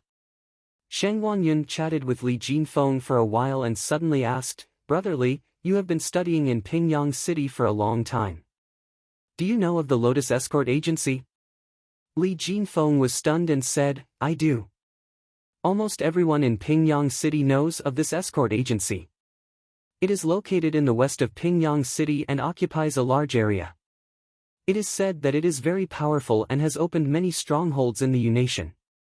"Brother Shengwan, why did you suddenly mention the Lotus Escort Agency? Could it be that you have business to take care of?" At this moment, Fatty at the side finally found a chance to interrupt. He cupped his hands and said, "May I ask if young Master Shengwan is also going to take the exam for the Lotus Escort Agency?" Shengwan Yun looked at Fatty in surprise and asked, "May I ask, are you going as well?" That Fatty said, "I am Yu Luan. I am heading to the Lotus Escort Agency." Shengwan Yun smiled and said, "I didn't expect that there would be a comrade beside me. Sorry for the disrespect. However, I wonder if Brother Yu has been to the Lotus Escort Agency before?" Yu Luan said, "I have been to Pingyang City before. Unfortunately, I was busy playing and didn't have the chance to go there. I heard that the Lotus Escort Agency is recruiting, so I came to try my luck and see if I can be selected. However, Brother Shengwan's family background seems to be good. Why are you here at the escort agency?" Shengwan Yun smiled bitterly and said, "I sneaked out secretly. My family forced me to study, but I feel dizzy when I see those books. A few days ago, I heard the guards under me talking about the Lotus Escort Agency and felt that it was good, so I came to give it a try. I thought that since I have been practicing martial arts since I was young, there shouldn't be any problems. When I have learned real skills and returned home, I won't have to look at my old man's face anymore." After saying that, he seemed to feel that he had gone overboard and hurriedly said to Li Jinfeng, "Brother Li, it's not that you scholars are good. It's just that I have no interest in studying. please don't take it to heart. Li Jinfeng smiled and said, I won't. Everyone has their own aspirations. There's no harm in saying it. However, he was cursing in his heart. A bunch of reckless martial artists. At this moment, Zhang Xiaohua asked timidly, may I ask, does this Lotus Escort Agency have anything to do with the Lotus Escort Agency in Lu Town? Shang Guanyun looked at him and didn't say anything. Instead, it was Yu Luan who said, this little brother must have come from Lu Town. That Lotus Escort Agency is a very large escort agency and has bases in various places. Lu Town naturally has one. Zhang Xiaohua nodded and said, oh, I know this. I still want to ask more. Yu Luan smiled and said, little brother, there's no harm in saying it. I will definitely tell you what I know. The fatty's puffed-up cheeks made him look like a good teacher. Zhang Xiaohua asked, then, what does the escort agency do? Bang! Fatty Yu Luan fell down on the carriage, his head hitting the roof of the carriage. Li Jinfeng and Shang Guanyun also had their mouths wide open. They looked at Zhang Xiaohua in shock. Xiaohua was very puzzled, what's wrong with you guys? You guys don't know what an escort agency does either. At this moment, the guard at the side said, little brother, this is your first time going out. Zhang Xiaohua nodded. The guard said, this escort agency is a group of people who know martial arts. They escort ordinary people's belongings or protect other people's safety. Zhang Xiaohua nodded as if she didn't understand, but thought in her heart, Hero Lu said that if our family needs something, we can take the token to Lu Town's Lotus Escort Agency. That Lotus Escort Agency must be related to the Misty School. Zhang Xiaohua looked at Zhang Xiaohua asking these questions from the side. His face was a bit red. He didn't really understand these questions, but he was too embarrassed to ask. Since Zhang Xiaohua asked, it was a good opportunity for him to listen. At this moment, Fatty Yu Luan sat up. Shang Guanyun and Li Jinfeng also closed their mouths. However, Zhang Xiaohua asked again, then do Big Brother Shangguan and Big Brother Yu go to the escort agency as guards? The three people once again lost their composure. Yu Luan laughed and said, little brother, it's like this. The Lotus Escort Agency not only provides guards for others, they also teach people martial arts. We go to the Lotus Escort Agency to learn martial arts. Hearing this, Zhang Xiaohua and Zhang Xiaohu's eyes lit up. They looked at each other, already having a plan in their hearts. Zhang Xiaohua asked again, Big Brother Yu, how does the Lotus Escort Agency choose people? Yu Luan said, it's nothing more than strength, fists, and weapons. I'm not too sure about the specifics, we'll know when we go. Zhang Xiaohu heard this and secretly remembered it in his heart. Shang Guanyun was already impatient and said, why are you asking so much? Don't tell me you want to go too. Yu Luan said, little brother is too young, so they probably won't accept you. You, as the older brother, can go try. Zhang Xiaohu said, really? Yu Luan blinked and said, really, you have no problem. Zhang Xiaohu was happy and asked, then when you go tomorrow, can you bring me along? We don't know how to get there. Yu Luan smiled and said, that's not a problem, we'll go together tomorrow. Following that, Yu Luan and the other two began to talk about culture and customs. Zhang Xiaohu and Zhang Xiaohua couldn't get a word in edgewise. Both of them looked outside happily, as if they could see the light of tomorrow. It was a pity that as it was their first time out, they didn't see the disdain between Shang Guanyun's brows and the sneer in Yu Luan's eyes. Only the guard saw this, but he also knew that it was their first time out and they would definitely hit a wall. Since it wasn't a big deal, he didn't specially remind them. The horse carriage arrived at Pingyang City at night. The Zhang brothers had originally wanted to see what Pingyang City looked like, but when they saw the pitch-black night sky, this idea had long been extinguished. They could only look at the huge city gate in the dark, like a monster swallowing the horse carriage whole, and the lanterns in front of the houses by the roadside swaying in the wind. The horse carriage traveled a long distance into the city before stopping at a secluded place. Everyone alighted from the carriage. As expected, there was a sign of a Gallop Horse Carriage Company. It must be the horse carriage company of Pingyang City. It was already late at night. The staff of the horse carriage company invited everyone into the store. Everyone ate hastily and went to rest. The Zhang brothers naturally stayed in the shared bunks. Zhang Xiaohua didn't know where Yu Luan and the other two were staying. Originally, she wanted to remind them about going to the Lotus Escort Agency together tomorrow, but seeing how tired they were, Zhang Xiaohua opened her mouth but didn't call out to them. The shared bunks of the horse carriage company in Pingyang City were cleaner than other places and there weren't many people. The Zhang brothers couldn't care less. After a tiring day, they couldn't wait to go to bed.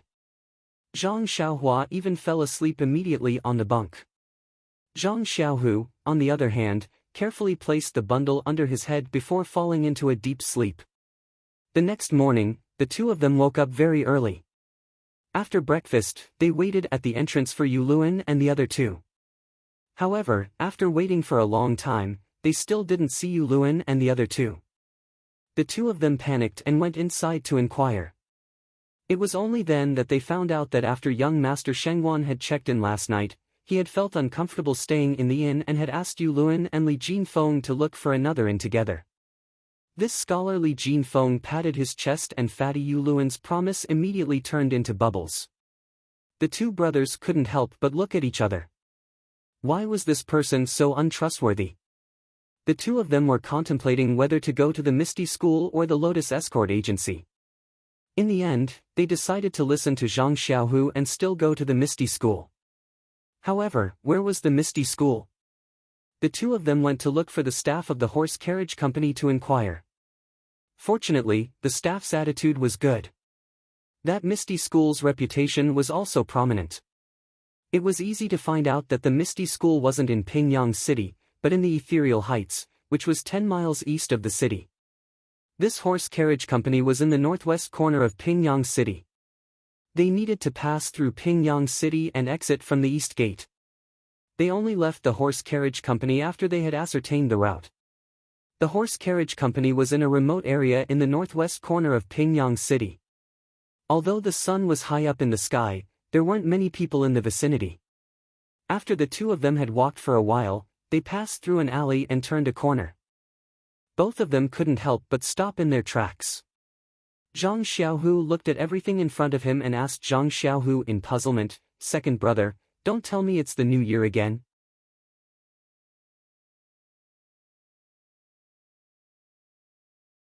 Chapter 68. In front of the Zhang brothers was a wide road that was 2 to 3 times wider than the streets of Lu Town.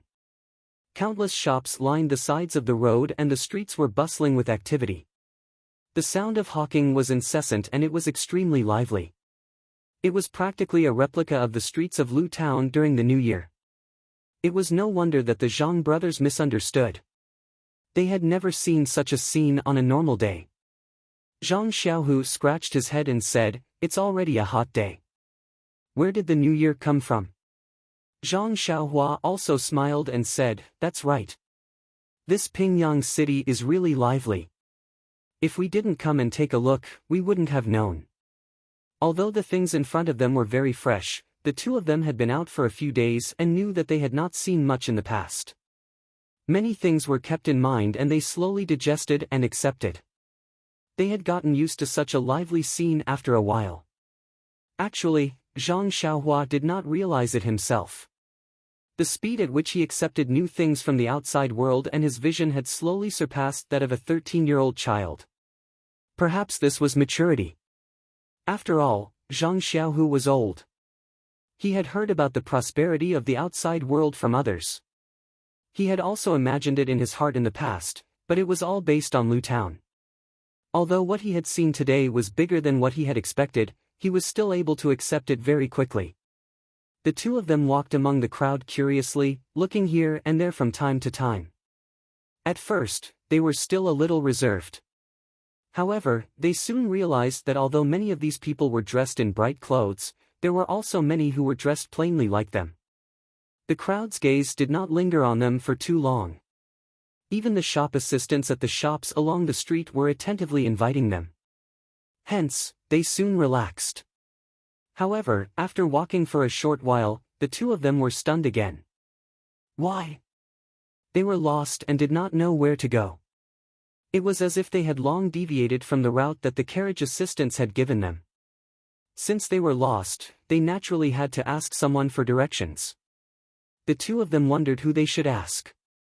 At this time, a young man came from behind and squeezed between the two of them, saying as he walked, "Excuse me, excuse me."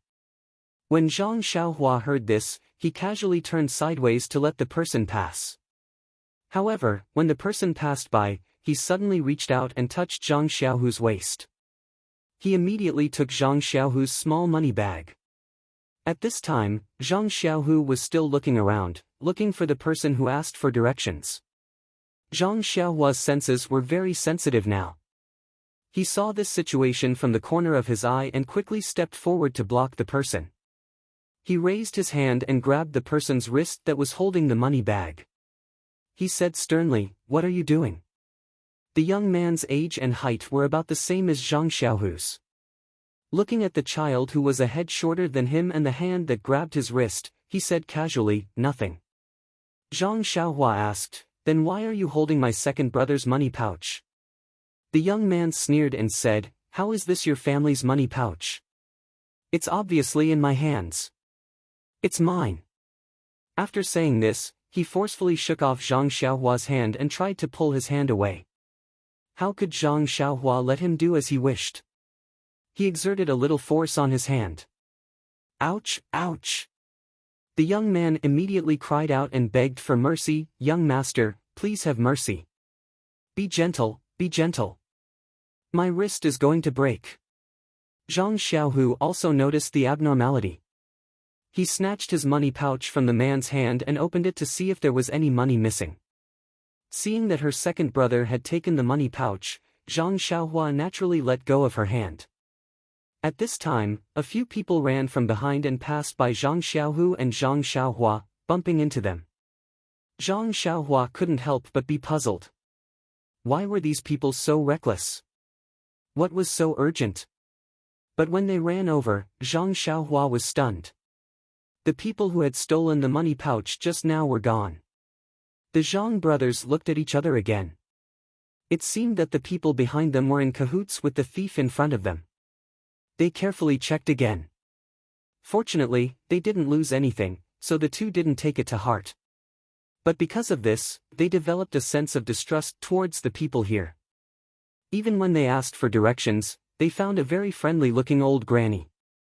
After asking for directions, the two brothers continued to move forward. This Pingyang city was really big.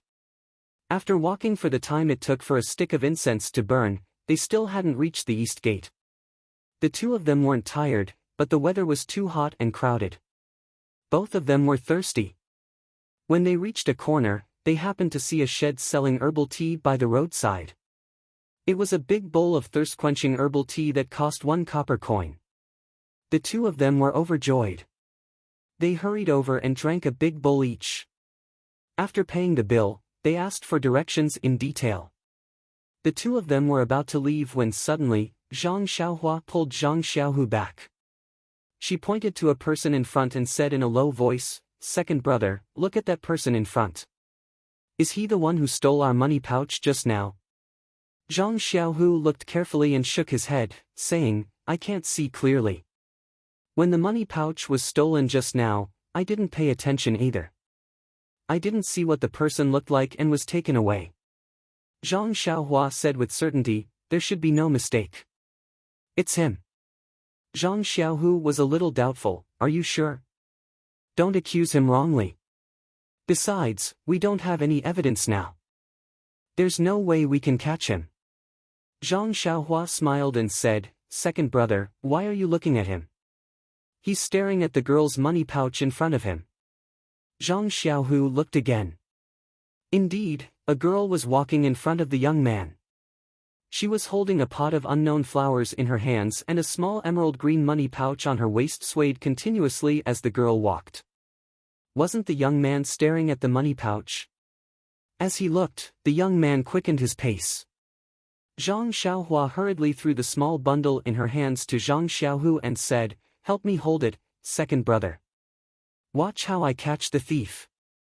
At this time, the young thief had already run to the girl's side. He stretched out his hand and grabbed the money bag in his hand. Then, he ran away. The girl also felt it and shouted anxiously, "My money bag, you hateful thief." However, she was holding the flower pot in her hands. How could she chase after him? She could only stomp her feet and secretly say, "I'll let you hold it first. Later, I'll let third uncle take care of you." The girl was vexed. Zhang Xiaohua, who was brave for justice, rushed over and said, "Wait a moment. I'll help you get it back." After saying that, she chased after the thief's back. While running, she shouted, "Catch the thief who stole something." When the thief heard someone shouting, he turned around and saw that it was the person who grabbed his wrist. Thinking about the bruise on his wrist, he immediately quickened his pace, wanting to get rid of Zhang Xiaohua's pursuit. In the thief's mind, Zhang Xiaohua was just a little brat. Although he was strong, he could run faster than an adult. It wouldn't take long for him to run away. However, Zhang Xiaohua was the exception. After chasing him for a few streets, the thief was a little tired. When he looked back, he saw that Zhang Xiaohua was still chasing him. The distance between them was getting closer and closer. Then, he looked around and saw that because he ran far away, his brothers who were covering for him didn't come over. The thief couldn't help but feel a little guilty.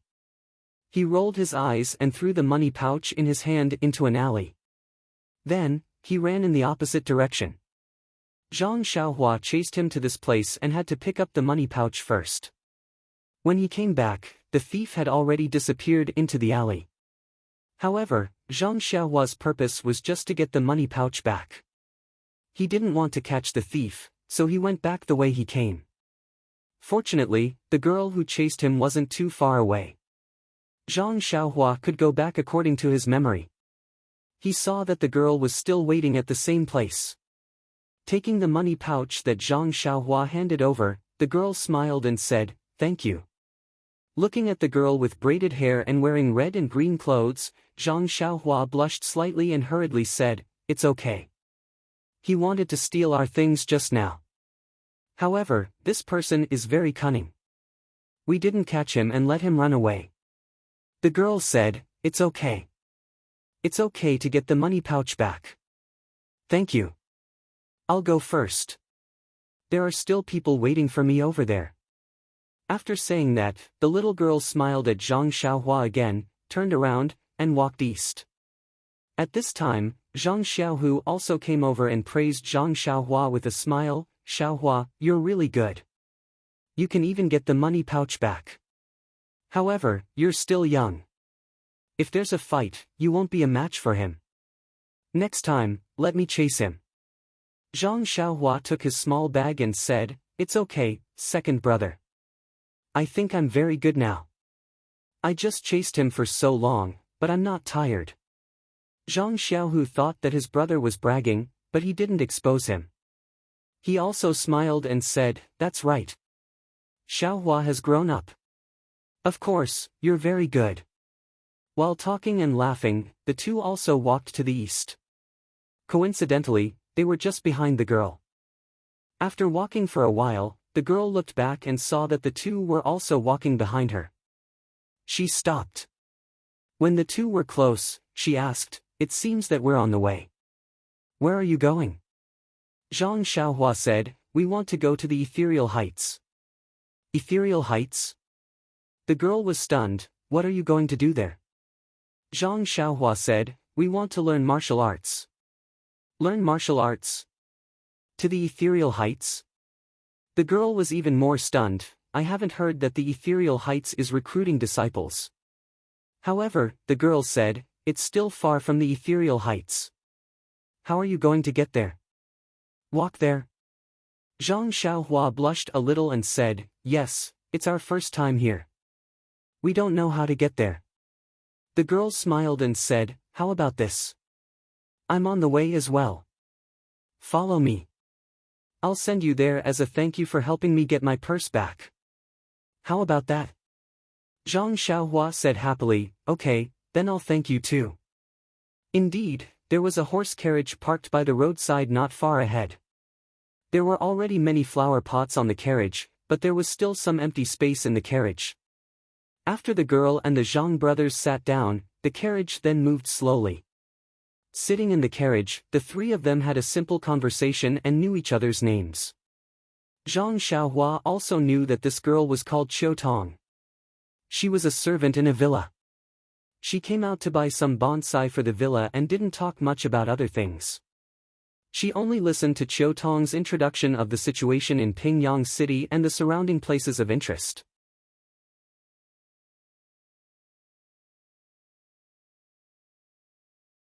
Chapter 69.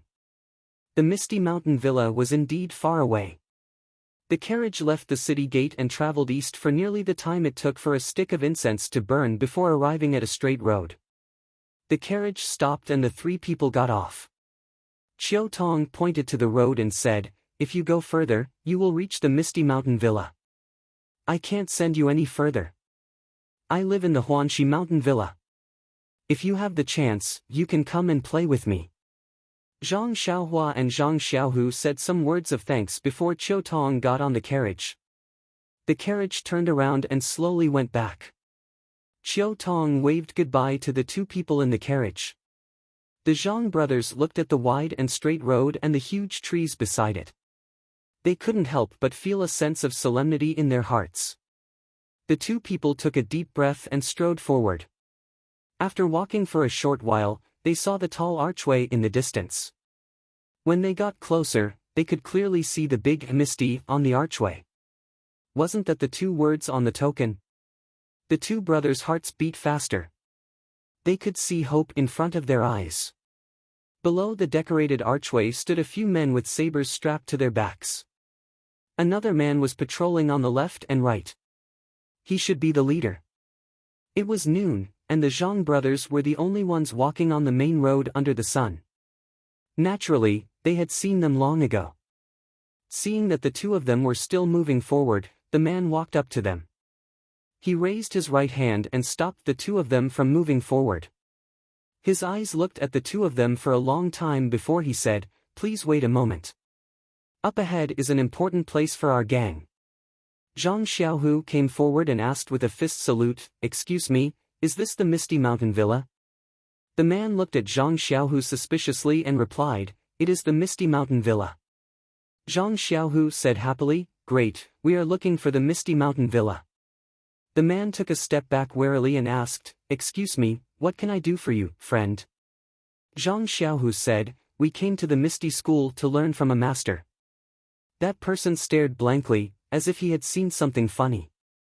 He looked at Zhang Xiaohu, and the guards who had been standing upright a moment ago also looked at the two of them with strange expressions. Zhang Xiaohua asked curiously, "Why?" "We're from Lu Town, and we're here to learn." That person couldn't hold it in any longer and laughed while clutching his stomach. He pointed at the two of them and said, "Apprenticeship? You?" "Ha ha ha, ha ha ha." The guards also bent over in laughter. Some of them even sat on the ground as if they had heard the funniest joke in the world. The Zhang brothers didn't understand why everyone was laughing, so they could only stand there obediently. When everyone was done laughing, they carefully asked, "What are you laughing at?" This sentence caused the crowd to burst into laughter again. However, when they stopped laughing again, the leader said, "Another two pitiful creatures attracted by the legends of the martial world." Then, she waved at them and said, "The Misty School has been recruiting disciples for a while now. You guys should go home." Zhang Xiaohua was anxious and said, "We came here from Lu Town and spent a lot of money. How can we go home?" Zhang Xiaohu was also stunned. He didn't think about it before coming. He thought that he could learn martial arts by coming here. Who knew that they were not recruiting disciples? What could he do? Suddenly, Zhang Xiaohu thought of something and said to the leader, "Brother, I know your school's Wenwen High. Can you take us to see him?" The leader looked at him and said, "Our Misty School has a person called Wenwen High. However, many people know his name. This doesn't mean that you know him." When Zhang Xiaohu heard this, he felt that there was hope and said, "Just say that you are the Zhang brothers from Lu Town. I believe he has some impression of you. The leader said, unfortunately, even if you know Wen Hai, I can't take you to see him because he is not in the villa. Zhang Xiaohu was disappointed. At this time, Zhang Xiaohua interrupted and said, then, what about Lu Yuming? The leader said, hey, you know a lot. However, Lu Yuming is not in the villa. There is no other way. Alas, in fact, even if you know them, they will not let you apprentice to a master. You should go back quickly and live a good life farming at home. The leader's eyes were sharp. He had already seen through the identity of the two farmers. The Zhang brothers still wanted to say something, but the leader said, this is the entrance of Misty Mountain Villa. It has always been forbidden for strangers to approach and make noise. It is still a sensitive time. It is wrong for me to say so much to you. You should stop pestering and leave early. When the two heard this, they were very depressed. They had no choice but to slowly walk away dejectedly. At this time, one of the guards standing guard whispered to the leader, Leader, these two people said the names of several of our core disciples. Could it be that they really know them? Although it is a joke to apprentice to a master, if we let the bosses know that the people they know were looking for them and were driven away by us, wouldn't that offend them? The leader could not help but ponder. Another guard next to him said, I heard that the Lotus Flower Escort Agency is recruiting people. Let them try. If they fail and go home, the bosses will know. It can be considered as us pointing the way. They can't blame us. When the leader heard this, his eyes lit up and he said, these words make sense. You are still the smart one. After he finished speaking, he hurriedly caught up with the Zhang brothers who had just walked away and shouted, Brothers, take care. Zhang Xiaohua and Zhang Xiaohua were walking forward dejectedly. When they heard someone call them, they immediately stopped and asked, What, are we allowed to go in? The leader smiled and said, Going in is absolutely out of the question. However, the two little brothers are here to apprentice to a master. I will show you the way. Zhang Xiaohua and Zhang Xiaohu's eyes lit up and they asked in unison, Where is the way? The leader said, There is a Lotus Flower Escort Agency in Pingyang City. They are currently recruiting people. You can try. If you are hired, there will naturally be people who will teach you martial arts. When the two heard this, they realized that this was the place that Sheng Guanyun and Yu Luan had gone to. It seemed that Yu Luan and Zhang Xiaohua were telling the truth. They had only thought about coming to Ethereal Mountain Villa in the morning and had completely forgotten about the Lotus Flower Escort Agency. It seemed that they had no choice but to settle for second best today. The two hurriedly thanked the leader for his guidance and asked in detail about the location of the Lotus Flower Escort Agency before waving goodbye. It was already afternoon and the sun was blazing. The food that they had eaten in the morning had long been digested. Zhang Xiaohua was famished and Zhang Xiaohu was not much better. Fortunately, there were still scattered families in front of Ethereal Mountain Villa. There were also many people who were making a living here. The two brothers found a small shop and hastily ate some food. When they came, they had taken a ride. Although it was far away, there were people to talk to and they did not feel too bored. When they went back, it was just the two of them. They chatted one after another. It was fine when there was a shady place, but when they were exposed to the sun, it was really unbearable. There were not many people walking on the road from Ethereal Mountain Villa to Pingyang City. Even if there were, they were riding horses or sitting in carriages. These people were also in a hurry and no one paid attention to the two brothers walking on the road. When the two brothers walked to the vicinity of Pingyang City, they were already sweating profusely. However, when they saw the outline of the city gate, the two immediately became spirited and their footsteps quickened. Fortunately, the Lotus Flower Escort Agency was near the city gate and it was easy to find out. Not long after, the two brothers arrived in front of a large door. This was a very large door. In front of the door, there were two lion statues, one on each side of the door. It looked very imposing. A black plaque hung above the door. On it, there were 4 large golden words. Zhang Xiaohua recognized the second word, Hua. It was probably Lotus Flower Escort Agency. There were also a few people standing at the door. However, they were all dressed in plain clothes and did not have any swords hanging from their waists. The two brothers walked up the stairs and immediately, one of them came up to greet them. That person looked at the two brothers' attire and could not help but frown slightly. However, he still asked with a smile, "May I ask if the two brothers are here to find guards or to find someone to deliver the goods?" Fortunately, he had heard about the escort agency from Yu Luan previously. Zhang Xiaohu did not make a fool of himself. He also cupped his fists and said, "The two of us brothers are here to learn from the Lotus Flower Escort Agency." That person sized up Zhang Xiaohu and nodded, saying, "Please wait a moment." Then, he shouted to the back, "Xiao Si, come and bring these two to the side room. They're here to learn martial arts." Behind them, a very smart and thin manservant answered and ran over, leading the Zhang brothers through the door. Inside the door was a very spacious area. There were many weapons placed on one side of the area. There were also some stone locks and other objects placed in the corner. At this time, the sun was still very strong and there were not many people in the area. The people practicing martial arts should still be resting. That manservant brought the Zhang brothers to a row of houses on the right side of the area. He walked to the second door and carefully knocked on the door. After a while, a hoarse voice asked from inside, "Who is it? Come in." The manservant pushed open the door and brought the Zhang brothers into the room. The room looked like a study. Behind the desk sat a man in his 40s. He was dressed like a scholar and his eyes were hazy.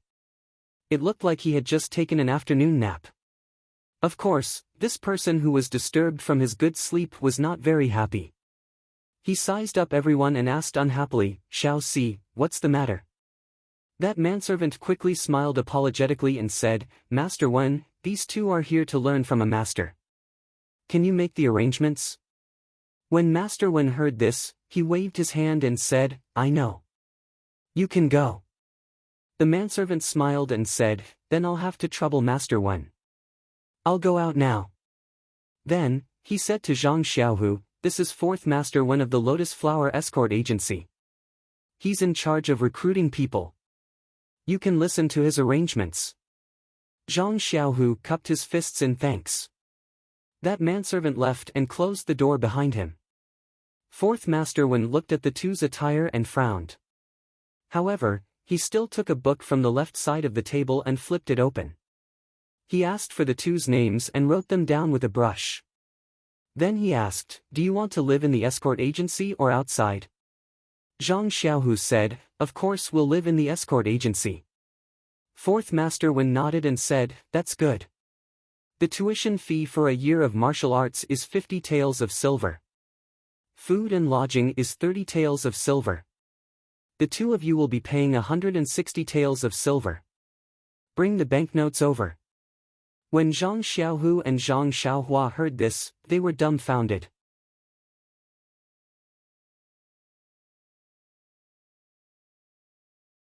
Chapter 70. Silver. The two brothers asked in unison, "We need to pay silver to learn martial arts?" Hearing this, fourth Master Wen's expression changed drastically. He slammed the brush in his hand on the table and said angrily, "If you don't pay silver, who will teach you? Looking at you, are you trying to fool me?" The Zhang brothers said that they didn't dare. Then, Zhang Xiaohu told him about how the ethereal villa's guards had asked them to come over. Only then did fourth Master Wen's anger subside slightly. He picked up the teacup on the table and drank some water before speaking, "Looks like the guards made a mistake. You can't be blamed for this." Zhang Xiaohu asked curiously, "May I ask fourth master, where exactly did you make a mistake?" Looking at Zhang Xiaohu's respectful manner, fourth Master Wen cleared his throat and said with the air of a good teacher, "Seeing that you've come from afar, I'll explain it to you briefly. There is usually a martial arts school to learn from. You have to pay tuition fees, eat and stay at the martial arts school, and of course, you have to pay for food and lodging. Our Lotus Flower Escort Agency is the largest agency in Pingyang City, so we don't have our own martial arts school. Our agency also functions as a martial arts school and usually recruits people to learn martial arts. However, it's wrong for you to go to the ethereal villa to learn martial arts. Martial arts schools recruit people regardless of age. They look at the foundation and comprehension of martial arts and usually accept people. However, the best age to start learning martial arts is 5 or 6 years old. It's very difficult to become successful in martial arts in the future. The martial arts school recruits people to teach normal martial arts routines, while the villa recruits disciples from the Misty School. Usually, they only recruit 5 or 6 years old children. They definitely won't accept you if you go there. At this point, the Zhang brothers' expressions changed drastically. They originally thought that they would stay at the Lotus Flower Escort Agency for a while and still want to join the ethereal villa. It looked like they had thought too simply. Zhang Xiaohua asked nervously, "Then Fourth Master, why did the villa's guards ask us to come here?" Fourth Master Wen smiled and stroked his beard, saying, "Other than recruiting people from the martial arts school, the Lotus Flower Escort Agency's main business is of course the escort agency's business. During this period, the agency is short of manpower and needs to recruit some escorts and bodyguards." I guess that's what he meant. Zhang Xiaohu hurriedly asked, "Do we need to pay?" Fourth Master Wen said, "The bodyguards and armed escorts work for the escort agency. Of course, they don't have to pay money. They are paid every month." Zhang Xiaohua asked again, "Can I learn martial arts?" Fourth Master Wen said, "Yes, of course one must have martial arts skills to protect oneself. How can one not learn martial arts?" Zhang Xiaohua and Zhang Xiaohu's eyes immediately lit up. This was a job where they could practice martial arts and earn money. It was really too good. However, Fourth Master Wen's next words immediately caused the two of them to fall into the abyss. However, the guards and armed escorts must have a foundation in martial arts. Have you guys practiced martial arts before? Zhang Xiaohu pursed his lips and said in a low voice, "I've never practiced before." Fourth Elder Wen's face immediately darkened, saying, "How can this Misty Mountain Villa's guard do such a foolish thing? Why did he send you here without asking carefully? He should have just let you go home." Then, his eyes suddenly lit up and he asked, "Where are you guys from?" Zhang Xiaohu said, "Lu Town." Fourth Master Wen muttered, Lu Town, I've never heard of that disciple's home being in Lu Town." Then he asked again, "Lu Town is very far from here. How did you know about the Misty School?" Zhang Xiaohu only said that he knew Wen Wenhai and Lu Yueming. He didn't go into detail about the rest. Only then did Fourth Master Wen's brows loosen. He understood the guard's meaning. He immediately said with a pleasant expression, "Since that's the case, then you should go to the armed escorts to take a look. Without a foundation in martial arts, they definitely won't accept guards. If the armed escorts are still lacking people, then there's still some hope. Let's go, this old man has nothing to do. I'll take you to old Sixth Li's place." With that, he got up and walked out with the two men, making the Zhang brothers feel overwhelmed by the favor. Fourth Master Wen brought the Zhang brothers to the fourth room next door. He had the two men wait outside while he pushed the door open and entered. There was a lean man in his 30s in the room. He was smoking a pipe with great interest. When he saw Fourth Master Wen enter, he couldn't help but smile and say, "Fourth Master Wen, how do you have time to come to my place?" Fourth Master Wen looked at the room full of smoke and walked to the window. He pushed it open and fanned the smoke in front of him with his hand, saying, "Old Sixth Li, would it kill me to smoke less? The room is full of smoke. Who wants to come here?" Then he asked, "Has the recruitment been smooth these past few days? You've recruited all of them, right?" Old Sixth Li held the pipe and knocked it on the stool, saying, "I've recruited almost all of them. I'm still short of 1 or 2 bodyguards. The armed escorts are a bit troublesome. After all, they don't pay much and still have to work hard. Those with a little bit of foundation love to be bodyguards. Even if they're not as good, they can still be guards at a carriage company. It's better than working for an escort agency." Fourth Master Wen chuckled and said, "That's good. Then he turned around and let the Zhang brothers enter the room. He said to Zhang Xiaohu, "This is 6th Master Li, who is in charge of recruiting armed escorts. Let's get to know each other." Zhang Xiaohu and Zhang Xiaohua hurriedly went forward to greet him. Old 6th Li looked at Zhang Xiaohu and then looked at 4th Master Wen strangely, saying, "What kind of show are you singing? You're letting him be an armed escort?" 4th Master Wen nodded. Old 6th Li looked at Zhang Xiaohu from head to toe and asked, "From the looks of it, you don't seem to have practiced martial arts before, right?" Zhang Xiaohu replied respectfully, "Yes, I haven't practiced before." Old 6th Li looked at 4th Master Wen in puzzlement and said, "If you haven't practiced before, why are you here? How do you want me to recruit him? Even armed escorts are dangerous. Didn't you tell him clearly that he's risking his life?" 4th Master Wen said with a smile, "This time, the armed escorts are not like bodyguards. It's not necessary for him to know martial arts. I know this very well. He just wants to learn martial arts." Furthermore, then, 4th Master Wen muttered a few words into Old 6th Li's ear. Old 6th Li nodded repeatedly when he heard this, but in the end, he still said, "Although an armed escort doesn't say that he has to know martial arts, if his body isn't good enough and he doesn't have the talent to practice martial arts, I still can't accept him. Otherwise, if there are any problems in the future, I won't be able to explain it to those people." 4th Master Wen said with a smile, "They're all farmers, so there shouldn't be any problems with their bodies. Take him to the martial arts training ground for a test. It's best if he can do it. If not, tell him clearly. He can't throw away his life just because he wants to practice martial arts." He turned around and said to Zhang Xiaohu, "Don't you think so?" Zhang Xiaohu nodded repeatedly. Old 6th Li had no choice but to say to Zhang Xiaohu, "All right then, come with me." With that said, he brought Zhang Xiaohu to the square outside the house.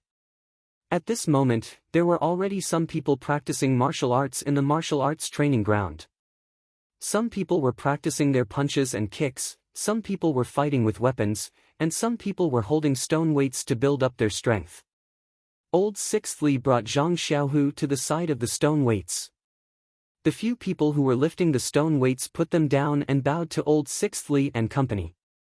Standing to the side, Old 6th Li pointed at a stone weight and said to Zhang Xiaohu, "This is a stone weight of 100 pounds. Can you lift it?" Zhang Xiaohu shook his head and said, "I don't know. I've never lifted it before." Old 6th Li said, "Then give it a try." Zhang Xiaohu nodded and walked forward. He grabbed the stone weight with his hand and lifted it with all his might. Then, he took a deep breath and imitated the way someone lifted the stone weight. He raised the stone weight above his head with one hand and then put it down. He turned back to look at Old 6th Li. Old 6th Li nodded and said, "It's all right. That's 150 pounds. Try again." Zhang Xiaohu looked at the slightly larger stone weight next to him and still lifted it. However, his forehead was already covered in sweat. Old 6th Li seemed to be a little satisfied. The people who were watching the show did not have the contempt from before. After all, at Zhang Xiaohu's age, his body did not look very strong. It was not bad to lift 150 pounds without training. Old 6th Li did not give up. He pointed to another one and said, "This is a 200 pounds. Try again." At this time, the people next to him were also stunned. This 200-pound stone weight was not the heaviest in the martial arts field. However, not everyone in this group of people could lift it when they first arrived. Only a few obviously muscular men could show their faces at the beginning. The rest could only lift this 200-pound stone weight after practicing and building up their strength. Old 6th Li let Zhang Xiaohu try to lift it now, either to deliberately make things difficult or to see Zhang Xiaohu's potential. Zhang Xiaohu was like a newborn calf at this time. Naturally, he was not afraid. He stepped forward and weighed it first. He felt that it was very heavy. However, when he thought about his future martial arts practice, he took a deep breath as before and lifted it with one arm. Unfortunately, when he was about to lift it over his head, his arm went soft and the stone weight fell to the ground. Zhang Xiaohu's face was a little pale, but the people around him cheered and clapped. Old Sixth Li also nodded and said with a smile, "Not bad, very good." At this time, Zhang Xiaohu knew that he should have passed the test in terms of strength. Then, Old Sixth Li asked Zhang Xiaohu, "You haven't practiced martial arts at all, right?" Zhang Xiaohu nodded in agreement. At this time, the people practicing martial arts next to them were attracted by the applause. Old Sixth Li pointed to a young man who had just come over. He was about the same age as Zhang Xiaohu and said, "Little monkey, come over and show us the Liuha fist." Then, he turned to Zhang Xiaohu and said, "Watch carefully. When he finishes, repeat it for me." The Liuha fist was a simple introductory fist technique. Under Little Monkey's hands, it was actually very impressive.